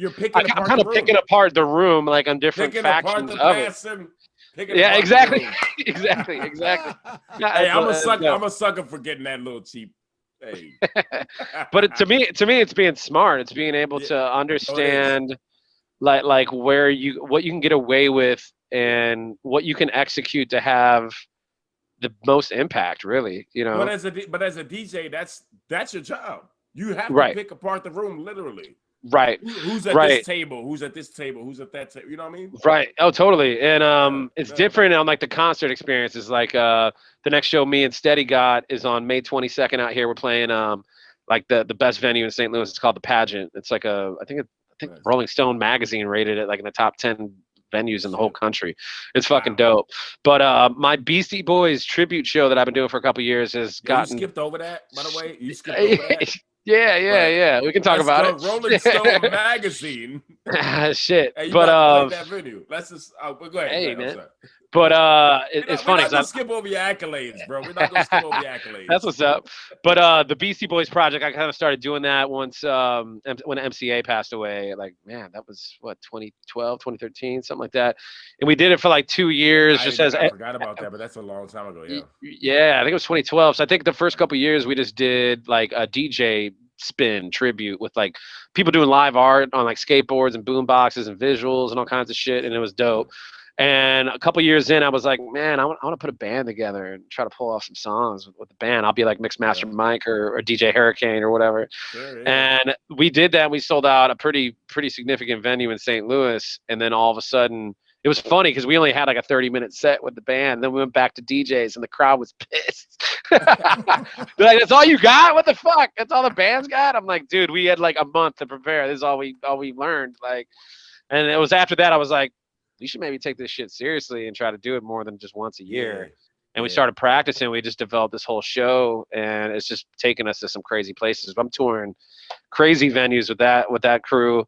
We're doing like 1,000-seat venues and shit all over the country and selling out and doing great. And I'm super proud of it. We were on like the trajectory we were on going into last year was like, dude, we had like a 30-city fucking tour plan that was like semi-sold out already. And we had to wipe all those dates off the calendar, man.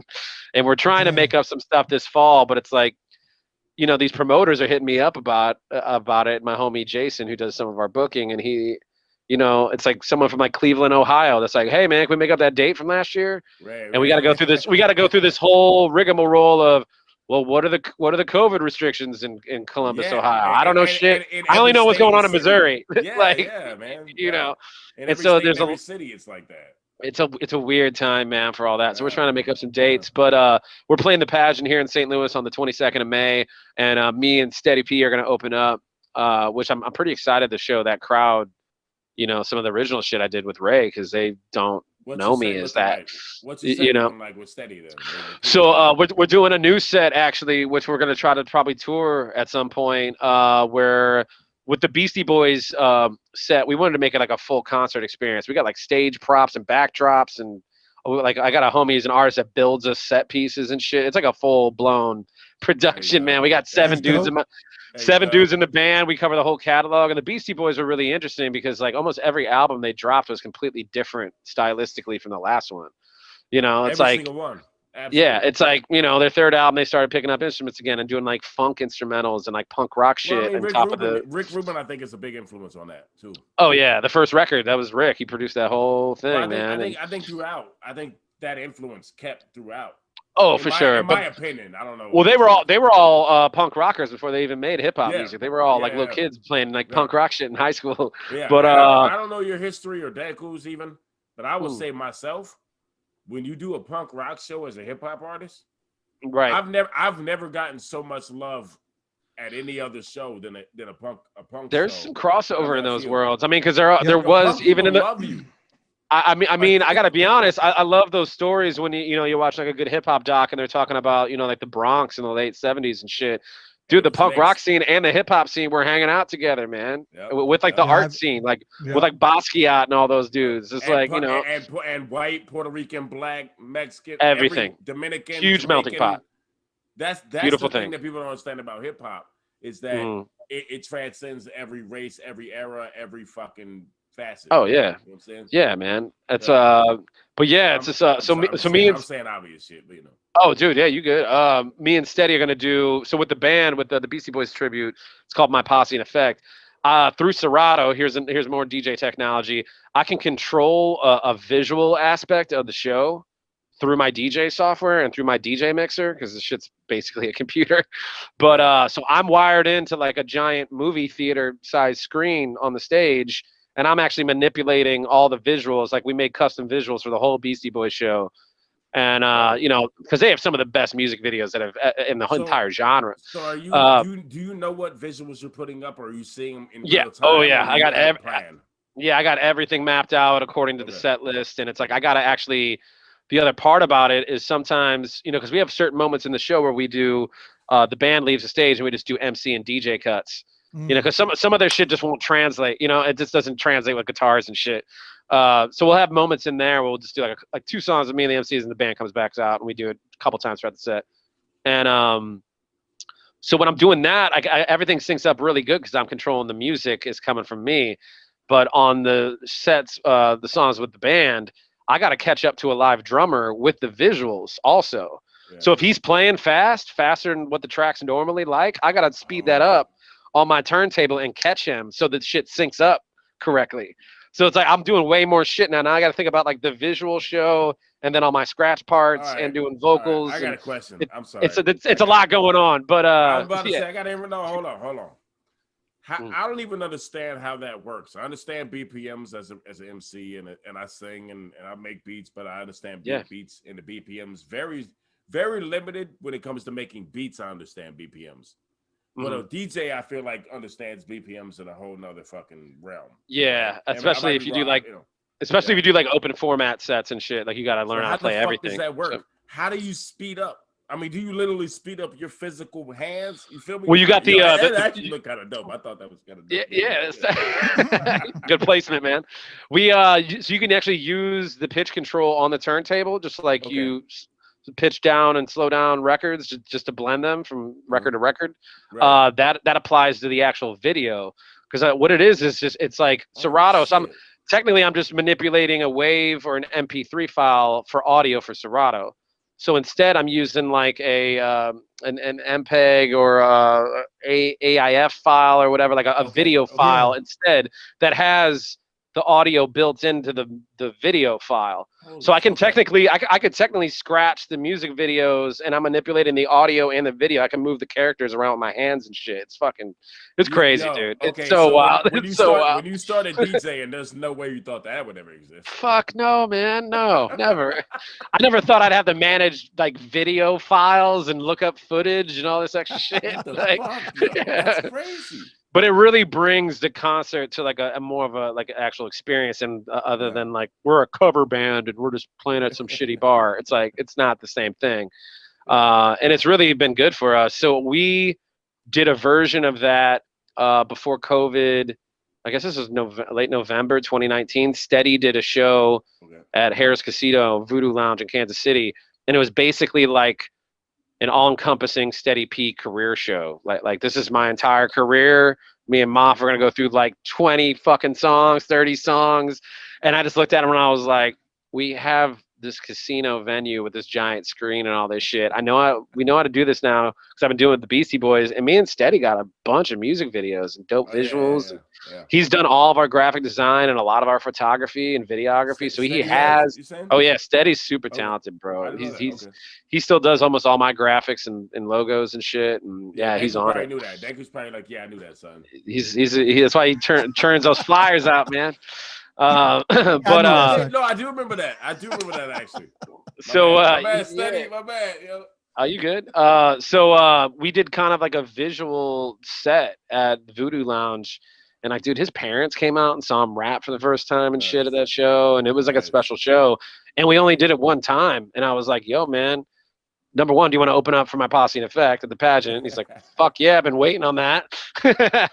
And then I was like, we should do the video set that we did. And he's just like, fuck yeah, man. So we're actually kind of doing this video set for like the second time. So it's going to be a full, you know.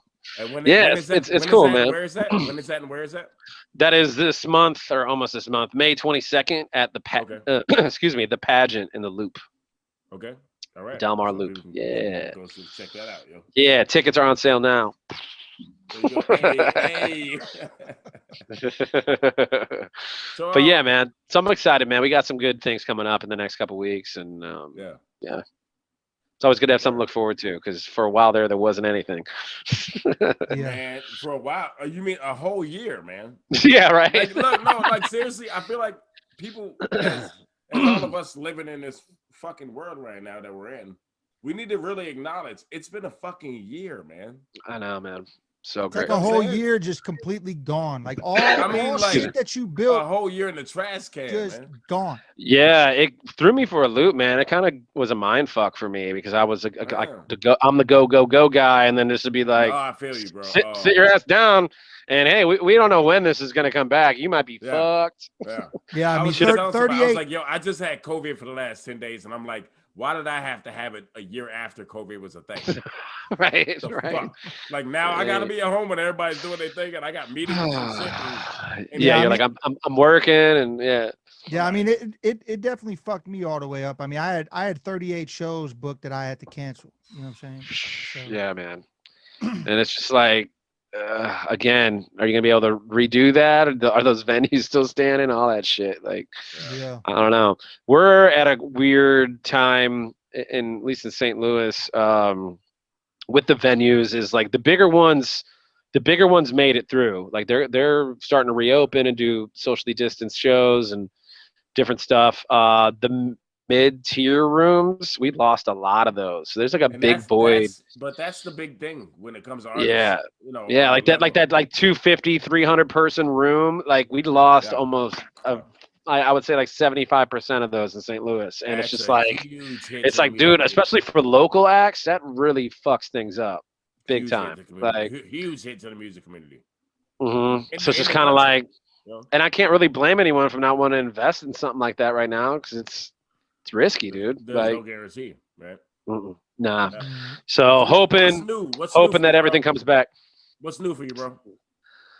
Oh, just all that shit I was talking about. I know, but like, no, I mean, like, give me out. No, wait, this is I'm fucking with you. Passion. I know, it's all good. I'm actually glad at how this interview has gone and how friendly and fun it's been.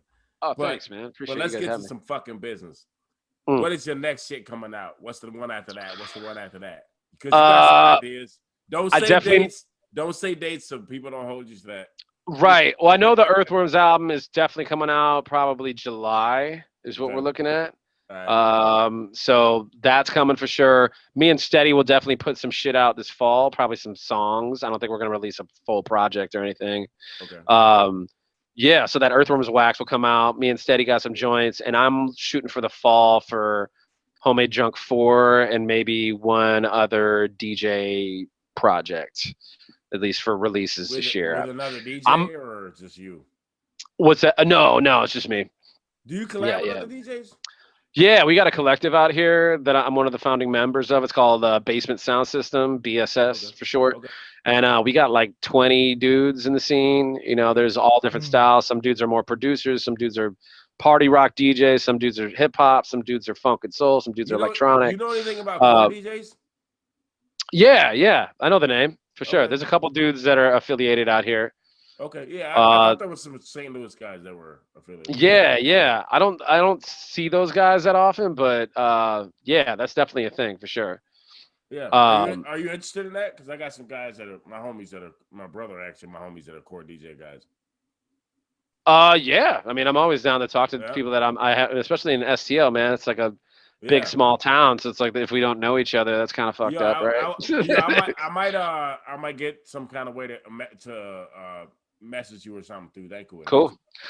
But yeah, there's good people that are core DJs. And you might be man. And then I got like a little squad with like Motown on Mondays. My homie DJ V Tom is kind of like my little brother in the scene, and that dude and I have been working together forever. We need to put something out, because me and him will do like 4 turntables live and blow people's minds, because we've been like he would just come over to my house and we would jam for hours and hit record and make shit up. Sometimes there'd be like those moments where me and him would look at each other like, dude, this is insane. This is really hitting. We're clicking. How you guys met, because there's a great YouTube video about how you guys met. You guys both talk about it. Yeah, man.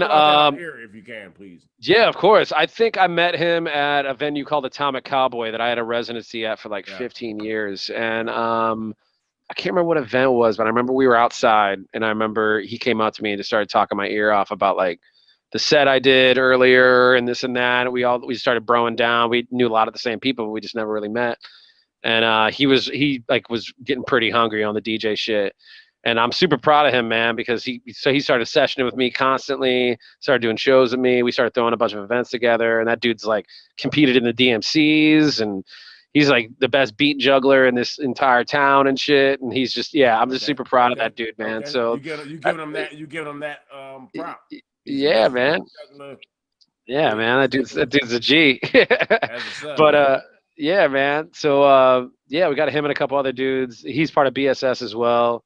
And it's just like, it's one of those little community things where it's like, it's kind of good to have a crew to fall back on, especially if like you need some help on something, man. Like, there's been times where I'm downtown, St. Louis, and I'm, 15 minutes away from home, and I'm like about to go on stage and I forgot my MacBook charger or something. And I can hit up the BSS group chat and be like, is anyone downtown? I got a fucking MacBook charger. Can you help me out? And trading gigs, when people go out of town, like I definitely rely on those guys a lot to help me out and fill in my residencies when I'm not around and shit. So it's good to have a crew that's got your back. Yeah, for sure. Yeah, it's funny because there's a lot of MCs that are gonna be like, oh, he's forgot his MacBook charger before too, right? Like, no shit. Or DJs or whoever, Hey man, we've all done shit like that. Hey, it's common errors. It happens at best of us, right? Well, no, but seriously, that really will make people feel good. Like, oh, he's done that, and I've done that too. Oh, of course, of course. Like, I'm only human, man. And sometimes it's good to carry backups. Well, that's what people got to realize is that even the best are human. You know what I'm saying? I think that's important.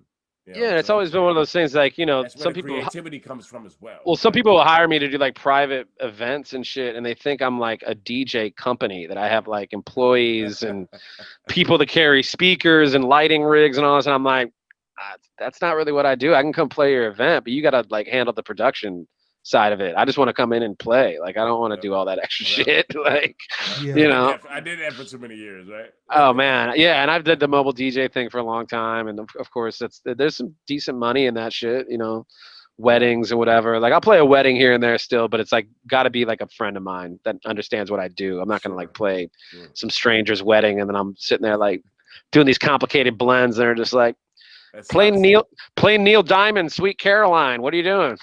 Or whatever. It's like, ugh. Oh, fucking yeah. That sucks. I was gonna ask you to play my wedding. No shit. I'm down. I'm not getting married anytime soon. That was totally. Can I play like 4 different remixes of the Cupid Shuffle? No, but you can play 4 different. But you can play 4 different remixes of Montel Jordan. This is how we do it. Of course, or Let's Ride. Don't forget about Let's Ride. Let's Ride with Master P. And was Silk the Shaka on that? I need 3 remixes of I Believe I Can Fly. That's all I need. Oh my God. Oh, R. Kelly is not allowed anymore in DJ sets. You're like setting yourself up to get like a bottle thrown at you at the club if you play R. Kelly. It's so funny because I had some. Man, I had some mix that I did with R. Kelly. I think it was like, you're like, ooh, should I play? I think it was like Ignition, and I worked in like Genuine Pony, and I had like Marvin Gaye in there, and all this shit. Let Ignition roll though. Ignition is one of those. I haven't since all the shit went down. I don't even touch that. I know. You know what's fucked up? I was just telling my roommate this the other night. I said, yo, you know what's fucked up? R. Kelly wrote "You Are Not Alone." About Michael Jackson? Yeah. Really? I did not know that. No shit. Yeah. Okay. So it changes the whole. You never know, man. You never know, man. You mean I can't listen to "You Are Not Alone"? That's a deep cut, though. I think people would know the history behind the writing of that. Like, I know, but where does it end? But you're right. You're right. Technically, that R. Kelly's got a stamp on that shit. That's for sure. I shouldn't have. He's got a stank on that. I shouldn't have ended this on this. But one thing I do want to ask you though is, as a DJ, are there any rappers where you're like, yo, man, I can't DJ for you? Have any rappers come to you, and you don't have to name the rappers, but has that ever happened where like rappers have come to you and you're like, nah, man, I'm busy? Only really, not so much here in St. Louis, because I had a radio show for a number of years that coincided with the Hip Hop Weekly event that went on, and we would have all the traveling acts come on my radio show. We do the interview, plug the show, and then we would bring them to the event and they would perform, and we would get a nice little crowd off that shit. So I was always pretty welcoming to people and playing their music on the radio and all that type of shit, backing people up on stage. I didn't really take that stance until the later tours, the last couple of years of me and Steady. Because it's just like, man, we're doing a shitload of dates. Me and him are tired. We're driving 7 hours to the next city, And eating I ain't shitty got time food. for a whack MC. Whatever. But it's just like, just because my name says DJ on the flyer, even though I'm billed as the headliner with P, rappers will like walk in and shit during soundcheck and just like be throwing hard drives, like jump drives at me without even saying hi to me or shaking my hand. You're the DJ, right? Here you go. And I would just take that shit and throw it right fucking back at him. I'm like, all right, hi, my name's MAHF. What the fuck is your name? Are you a human being? You know how to shake hands and introduce yourself? Are you a fucking grown man? What the fuck is this? You know, Wait. That and I would literally just happen? Like people all the time, throw all hard the time. drives? Yeah, they just come up to me like, here's my hard drive, dude, and walk You ever away. had And that I'm like, happen, Deku? Yeah, it happens all the time. It's terrible. yeah, I was gonna say it happens constantly. You know, so I opted out of that shit the last couple tours. God. I was like, I will do a DJ set at some point of the night solo and then introduce P. But all these 9 people that are opening up for us that I don't know who the fuck they are, and they're doing 4 songs each, I would just look at all these dudes and go, where are your DJs? Where's the DJ at? Where's his equipment? And all these rappers just be like, well, it said DJ on the flyer. And I'm like, that doesn't mean I'm DJing your set. I don't know who the fuck you are. They all thought I was gonna. They thought I was gonna be up on stage the whole fucking night. I'm like, yo, bro, I drove 9 hours to get here. I got homies waiting. I haven't seen them in a year since I've been here last. We got new merch. I want to have a drink. I want to catch up with these people and mingle and sell, sell some shirts and shit, and like, work the room and just hang out. We just got out of the fucking car, and you guys expect me to be on stage for 5 hours with no piss break, DJing all your sets that aren't even like tooled or tailored to like a live performance. Right. That's my other favorite is with those dudes when I used to back them up, is when they would just be rapping and then all of a sudden they'd stop and I could see the beat on Serato has like another minute and 80, minute and 30 seconds on it. And I'm looking at them. I'm like, are you done? Your turn. Am I supposed to know that? Am I supposed to know that you're done? You gotta throw some cuts on there, Mom. No, that's what I was gonna say. That's what I would always do. I'd always have cuts ready to go, and I could always tell. Oh, every time, and I would just come in, and I would just, I would just steal the shine from them. And all the crowd's like, "Oh shit!" on the scratch part. But there has to be at least 1 or 2 times where you left somebody hanging and were just like rap. Yeah, a few times. It's kind of like, especially if you're a dick and had an attitude. It's just like, I don't owe you anything, man. I'm probably never gonna see you again. I don't give a shit. I mean, you probably should have done like 90% of them rappers like that. You probably should have done all of them motherfuckers like that. But, it's just a lack. Not me, Mom. Don't ever do me like that. No, I'm never gonna do you like that. I know you're dope. I want to back you up, shit. But you know what I mean. It's not. 100%. I'm not trying to be disrespectful, but it's just like, dude, like it shows a very like obvious lack of any effort on their part that they put into their own show and their own craft, and it's just like, I don't want to be associated with that on stage, like at all, man. I don't want to do that. I got a reputation. No, I'll play. But it's just so that shit would definitely happen sometimes, and I'm just like, yo, man, there's a lot of hungry young DJs that have gear and shit. Hire your buddy, like. Whatever, man. Throw him $50 or whatever the fuck he needs when you're starting out, or whatever. Buy him some drinks, whatever. Yeah. Like, I don't know. That's how we all went about it. That's how everybody went about it. MCs, DJs. There was a school of a class of people. Yeah, and there was dudes in STL that were always be like, "Yo, dude, I appreciate you backing us up. I'm gonna buy you, a drink or whatever." And I'm just like, just even that's all it takes. And a handshake and just some respect. That's all. It's not that hard. Man. Yeah, man. I got at least 2 more questions. I know I don't know how long. Hit me, bro. Are you good? I don't know what Deku got, but one question was, do you produce, or have you ever produced, or have you ever thought about it, or is it because you just in talking to you, just in this time that we've talked, I feel like you should be producing because you have an ear for that. Yeah, man. I used to produce way more back in like the mid 2000s. I don't know why. I think it was just because we started getting beats from dudes that are way better than me that I kind of was just like, on the DJ part, I do produce a lot of like my remixes and different shit for that. For certain, I tailor them to certain routines and sets and shit. But I have been fucking around in the last year again. I got a couple new toys. I got like an Ableton setup now and with a push and some other things. And I'm trying to. That might be some sort of project that I put out in the next year or so, like some sort of like beat tape or like a DJ album with like guest vocalists or. I mean, I don't know. It's just it's right now. I'm making shit, and some of it I like. You know how it is. You go back and listen to this. You go back and listen to something 3 days later, and you're like, that sounded good the other night, but it does not sound good. I just told Danku, I was like, yo, I got 70 plus beats that I would put on an album out of about 150 I've made, and then I got like 27 tracks I've started and forgot about. We're all our toughest critics. Why do we do this, yo? Like, it's not weird. Even a critic. Yeah. It's like, but we forget about shit that we created. I know Danku does it too. As many albums as Danku has, he probably has 8 that he forgot about. I know you probably got 14 mixes in your shit right now. You forgot. Oh, there's a bunch of shit that I've never put out, and it's weird in the DJ world too because some of the releases I choose not to put out. I know I'm trying to find like a new way to release them because of copyright issues. Like right now, I got 2 out of 3 strikes on SoundCloud right now for copyright infringement. So it's like I upload one more thing and they decide to yank it. They're gonna delete my whole account that I've had for years and shit. So you know what I mean? Like, isn't there ways you can get past that because it's a mix, or is that not? Yeah, to me, SoundCloud's a bunch of bitches, though.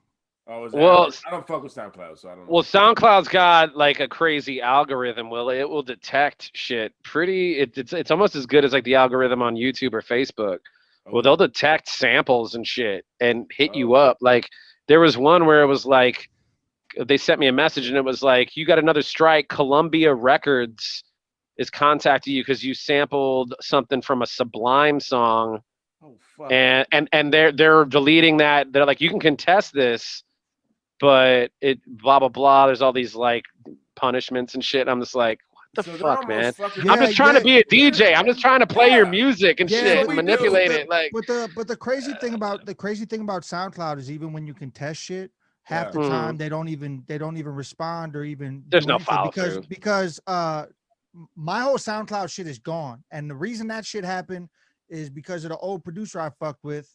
Yeah, we won't mention his name. We don't mention his name, but basically, some shit went down. He got all pissed off. Basically, submitted some shit saying that it was stolen when it's the songs we did together. God, that's dirty, it's man. The songs we did together. Said the shit was stolen. They said, "Oh, you can contest it," so I contested. All these motherfucking songs didn't even matter. They shut my whole shit down. That was man. Like 10 years of shit on there. You know what I'm saying? And I'm like, dude, like if I ever come to your country, I will murder you in your face. I've said this on other podcasts. Like, you don't understand. It's not like I'll forgive you later. No, this is some shit. Like, if I'm coming to Australia and you're anywhere in the vicinity of where I'm at, bro. No, I don't give a fuck. I know. If he's in the vicinity, I will fuck you all the way up, son. Like, it will be over. I'll do some shit. You know what it's gonna be? It's gonna be the scene from Dumb and Dumber where Jim Carrey puts his hand through the chest and pulls the heart out and puts it in the doggy bag. Yeah, that's the shit. That's what's happening in that whole altercation is happening. Man, I don't know. It's just hard to not think about like all the time and effort you put into something like that, and then it's just like taken away from you because some dude's caught up in his feelings and shit. And it's just like, I'm not gonna get into this because I would have a lot of shit to say too. So I'm gonna let Dank just say what he just said. But honestly, man, I'm currently trying to get Steady's helped me with this. We're trying to redesign my website from scratch where I can host my own like a decent amount of data, like a decent amount of archived material and shit. Because let's be honest, some of my mixtapes, they're an hour long. That's a lot of data and shit. It's not just why lives, bro. Go lives and then and then I always do the Twitch shit. Yeah, I've been lives. Oh, you have been doing Twitch. Oh, well, fuck. Yeah, shout that out. What's going on? Yeah. Yeah, man. I've been doing Twitch since everything went down last year, and I got like an affiliation with them and shit. Like they sponsor me and stuff. Actually got started this podcast. Yeah, I actually got like a deposit in my bank account like a month ago for the first time after a year. I was like, okay, look at Twitch. Look at Twitch. All right, okay. I'm like, I thought that was bullshit. I streamed for a fucking year and I get a dime, and then all of a sudden I was like, oh, all right. Balling on Twitch, biz. Yeah, man. But yeah, this Twitch / DJ MAHF, and I usually do. I've actually it's been a couple weeks since I've played. I used to play twice a week, and like I got back so hardcore into playing live again last like 2-3 weeks, last month or so, that like I haven't really streamed yet, but I'm trying to bring back Wednesdays probably like next week or something. Okay. So I usually do what is it? 10 to midnight. Shout out the handle though, so people. Yeah, it's just twitch.com/DJ MAHF, MAHF. Okay. Yep. Yeah, man. But it's fun, man. Like I really like doing theme sets on Twitch, or really like deep diving into some shit that like I never get to play, because it's just like I don't have a dance floor in front of me. I don't really got to worry about that. Yeah. But like the tributes, like, man, the last year alone, there's been so many legends that have passed. I've done tributes to like all of them, and those are some of my favorite episodes I did. Like, you know, we did the Doom stream. The Doom stream I did was huge. Yeah, I did. Yeah, this year I did Doom. I did double. Yeah, I didn't do Black Rob yet, because that was during when I was kind of taking a break or whatever. I mean, R.I.P. to Black Rob. We didn't get a break. It was DMX, right? It was Black Rob, and it was right. And that both happened when I you know, I got busy again. So I might need to do that when I come back on. But I did Double K from People Under the Stairs, LA crew. They were a huge influence on me. Yeah. That was cool doing that one, man, because I noticed that like not a lot of people were. At least the people that were watching me on Twitch were even familiar with their catalog, and they've put out 12 albums over the last 20 years, and they're like shit, like a hardcore influence on me even since like high school. That's how much we've been ignored as a genre, man. Right, dude. But there's so many incredible artists that don't get the right shine, or people just don't do their research at all. It's like it's really kind of bums me out for real. But that one in particular was crazy, because I just remember the chat room lighting up, and people are like, dude, the fucking beats on every song you're playing are incredible. And I'm like, well, dude, this dude's one of my favorite producers. So that's one for People Under the Stairs. Have you ever thought about producing? That was one part of the question I had started. Yeah, man. I mean, yeah, that's why I'm trying to get back into it right now. I got some, like I said, some new hardware and software and shit. Trying. Let's see if I let anything go. Even P gives me shit. He's just like, are you gonna put out a fucking record or what? So wait, did DJ inspire producing, also?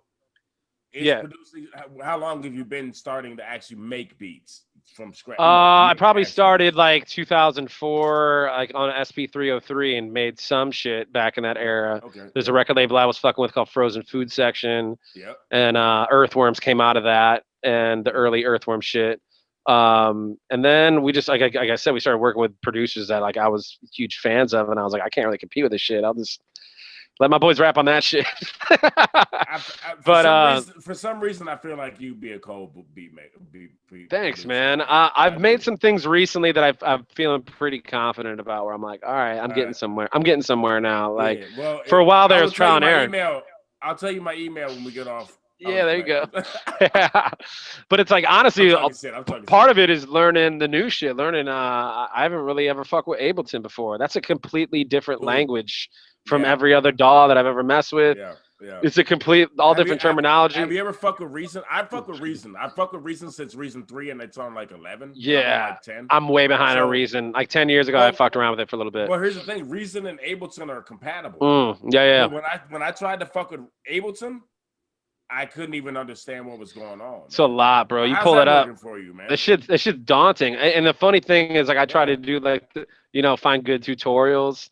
And you're doing like the step-by-step tutorial. It's like an hour-long video of some dude.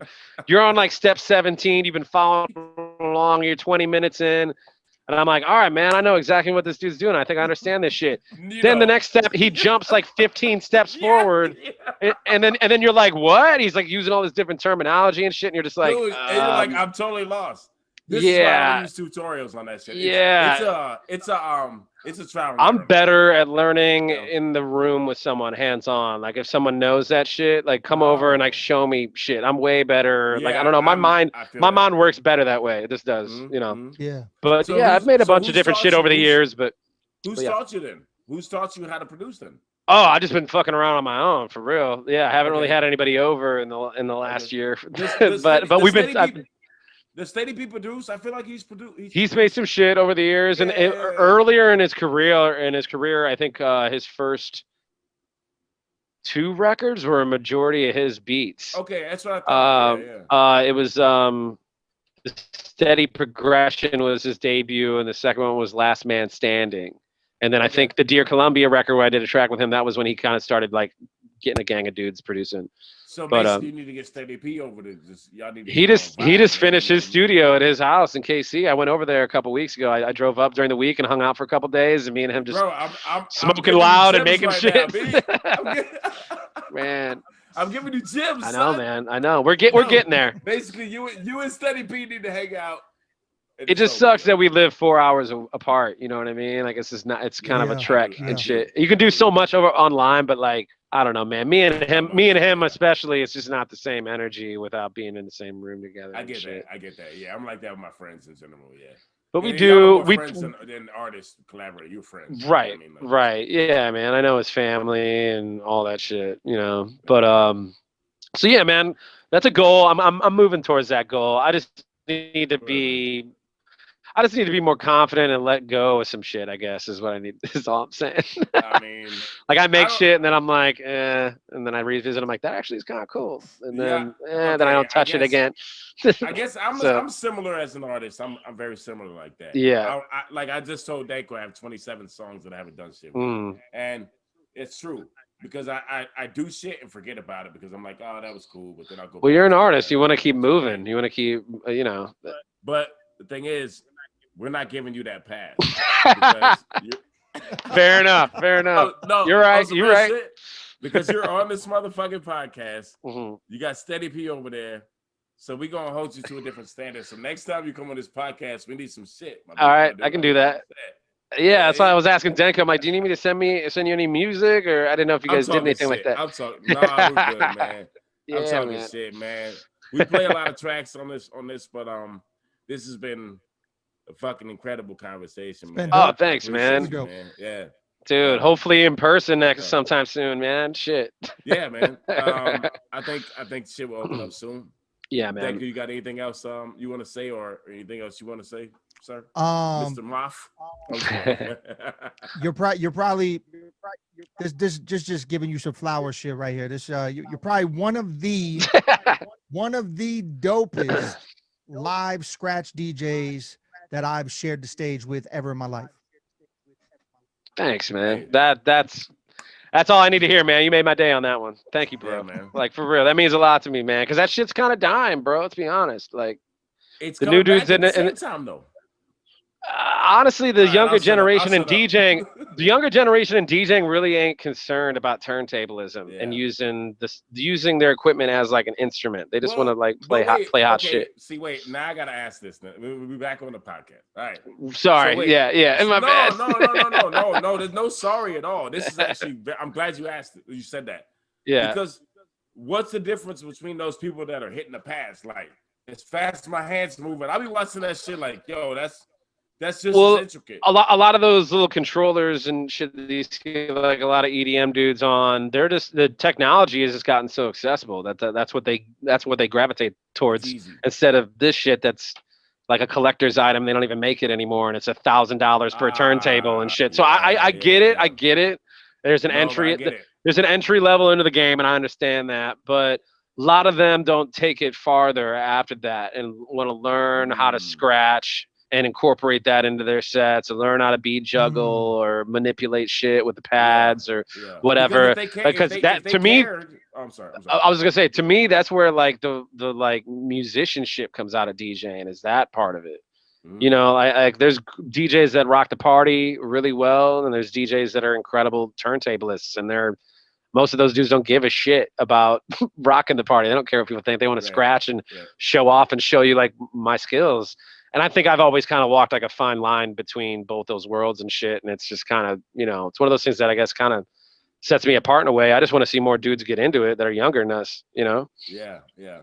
But so I feel like those same people that hit the pads could be putting those same samples that you guys searched and cut up into their pads, but they're not. Is that kind of what you're feeling? Yeah, and I don't They know have a what that choice, is. right? If they're just not really into researching where the music came from, or if they're just not concerned about that at all, and they just want to play the hottest shit on Friday night that the girls will dance to. Yeah. I get it. I get that too. I get it. Yeah. But I don't know. There's different identities in DJing now. Like when I started, it was just like straight hip hop shit. So it was like, yeah, man. you know, how you got props and clout was how skilled you were at both rocking a party and technically. Like, you know, so that's always what I was going for. You I'm know, about to give you the hardest question ever to end this. And look, we're gonna end this with this question, or a couple questions, and then I'll do an outro, and then we can stay on for a second and talk shit. But you know, hit me, man. All right. Yeah, you good? You good? I assume as a DJ, you pay attention to the MCs very, very intently, right? Mm-hmm. So, who's your top 5 favorite? Not the best, not anything else. Just your favorite MCs and DJs or producers. All of them. Okay. Actually, all 3.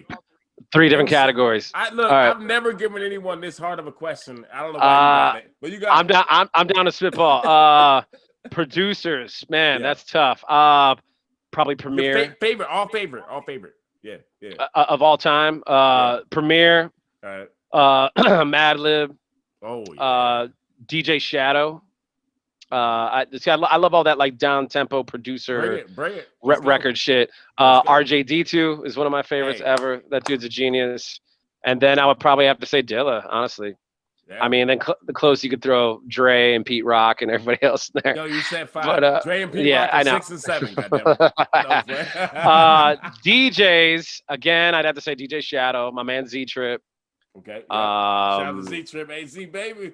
Yeah, man. DJ Craze. Craze is just on another level. Yeah. There's a dude that's been on the scene for like 20 years now, and he's really blowing up in Canada. I'm a huge fan of his. His name is Scratch Bastard. Oh, super dope. Yeah, he used to do Scribble Jam and shit back in the day. He would come down for Scribble. Okay. He's fucking incredibly dope. And then probably my man Cut Chemist. That dude's. I got to play with a lot of those dudes on that list too.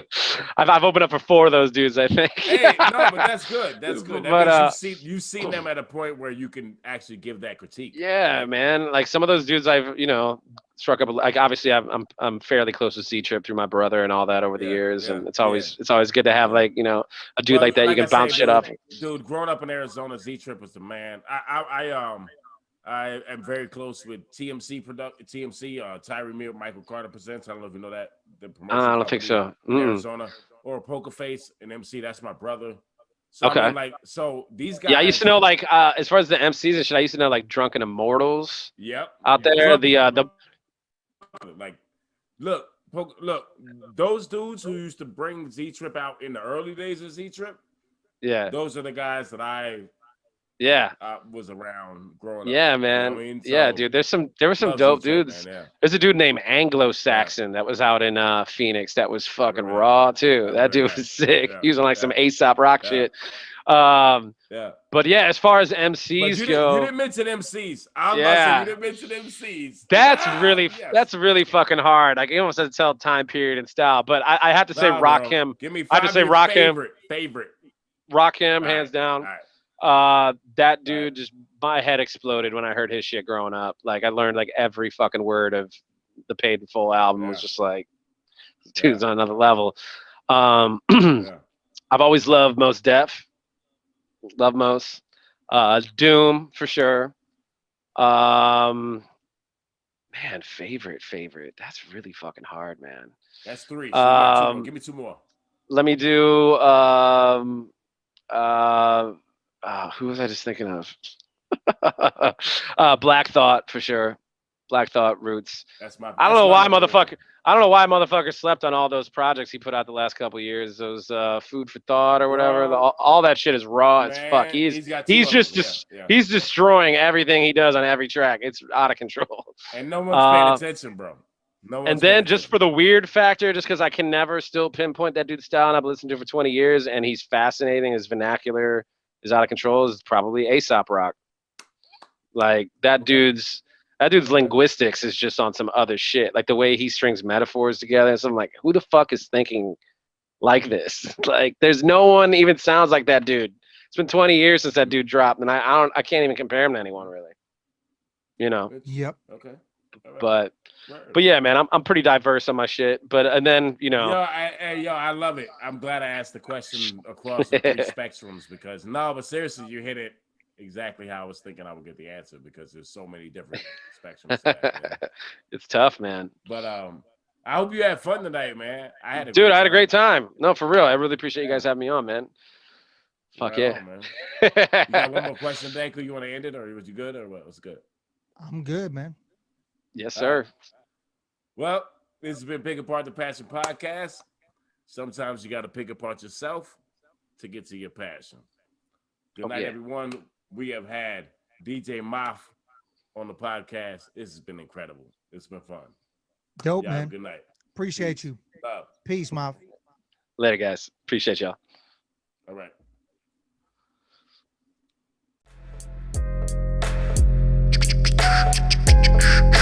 Pick apart the passion. Pick apart the passion. Pick the passion. Pick passion. Pick apart the passion. Pick apart the passion.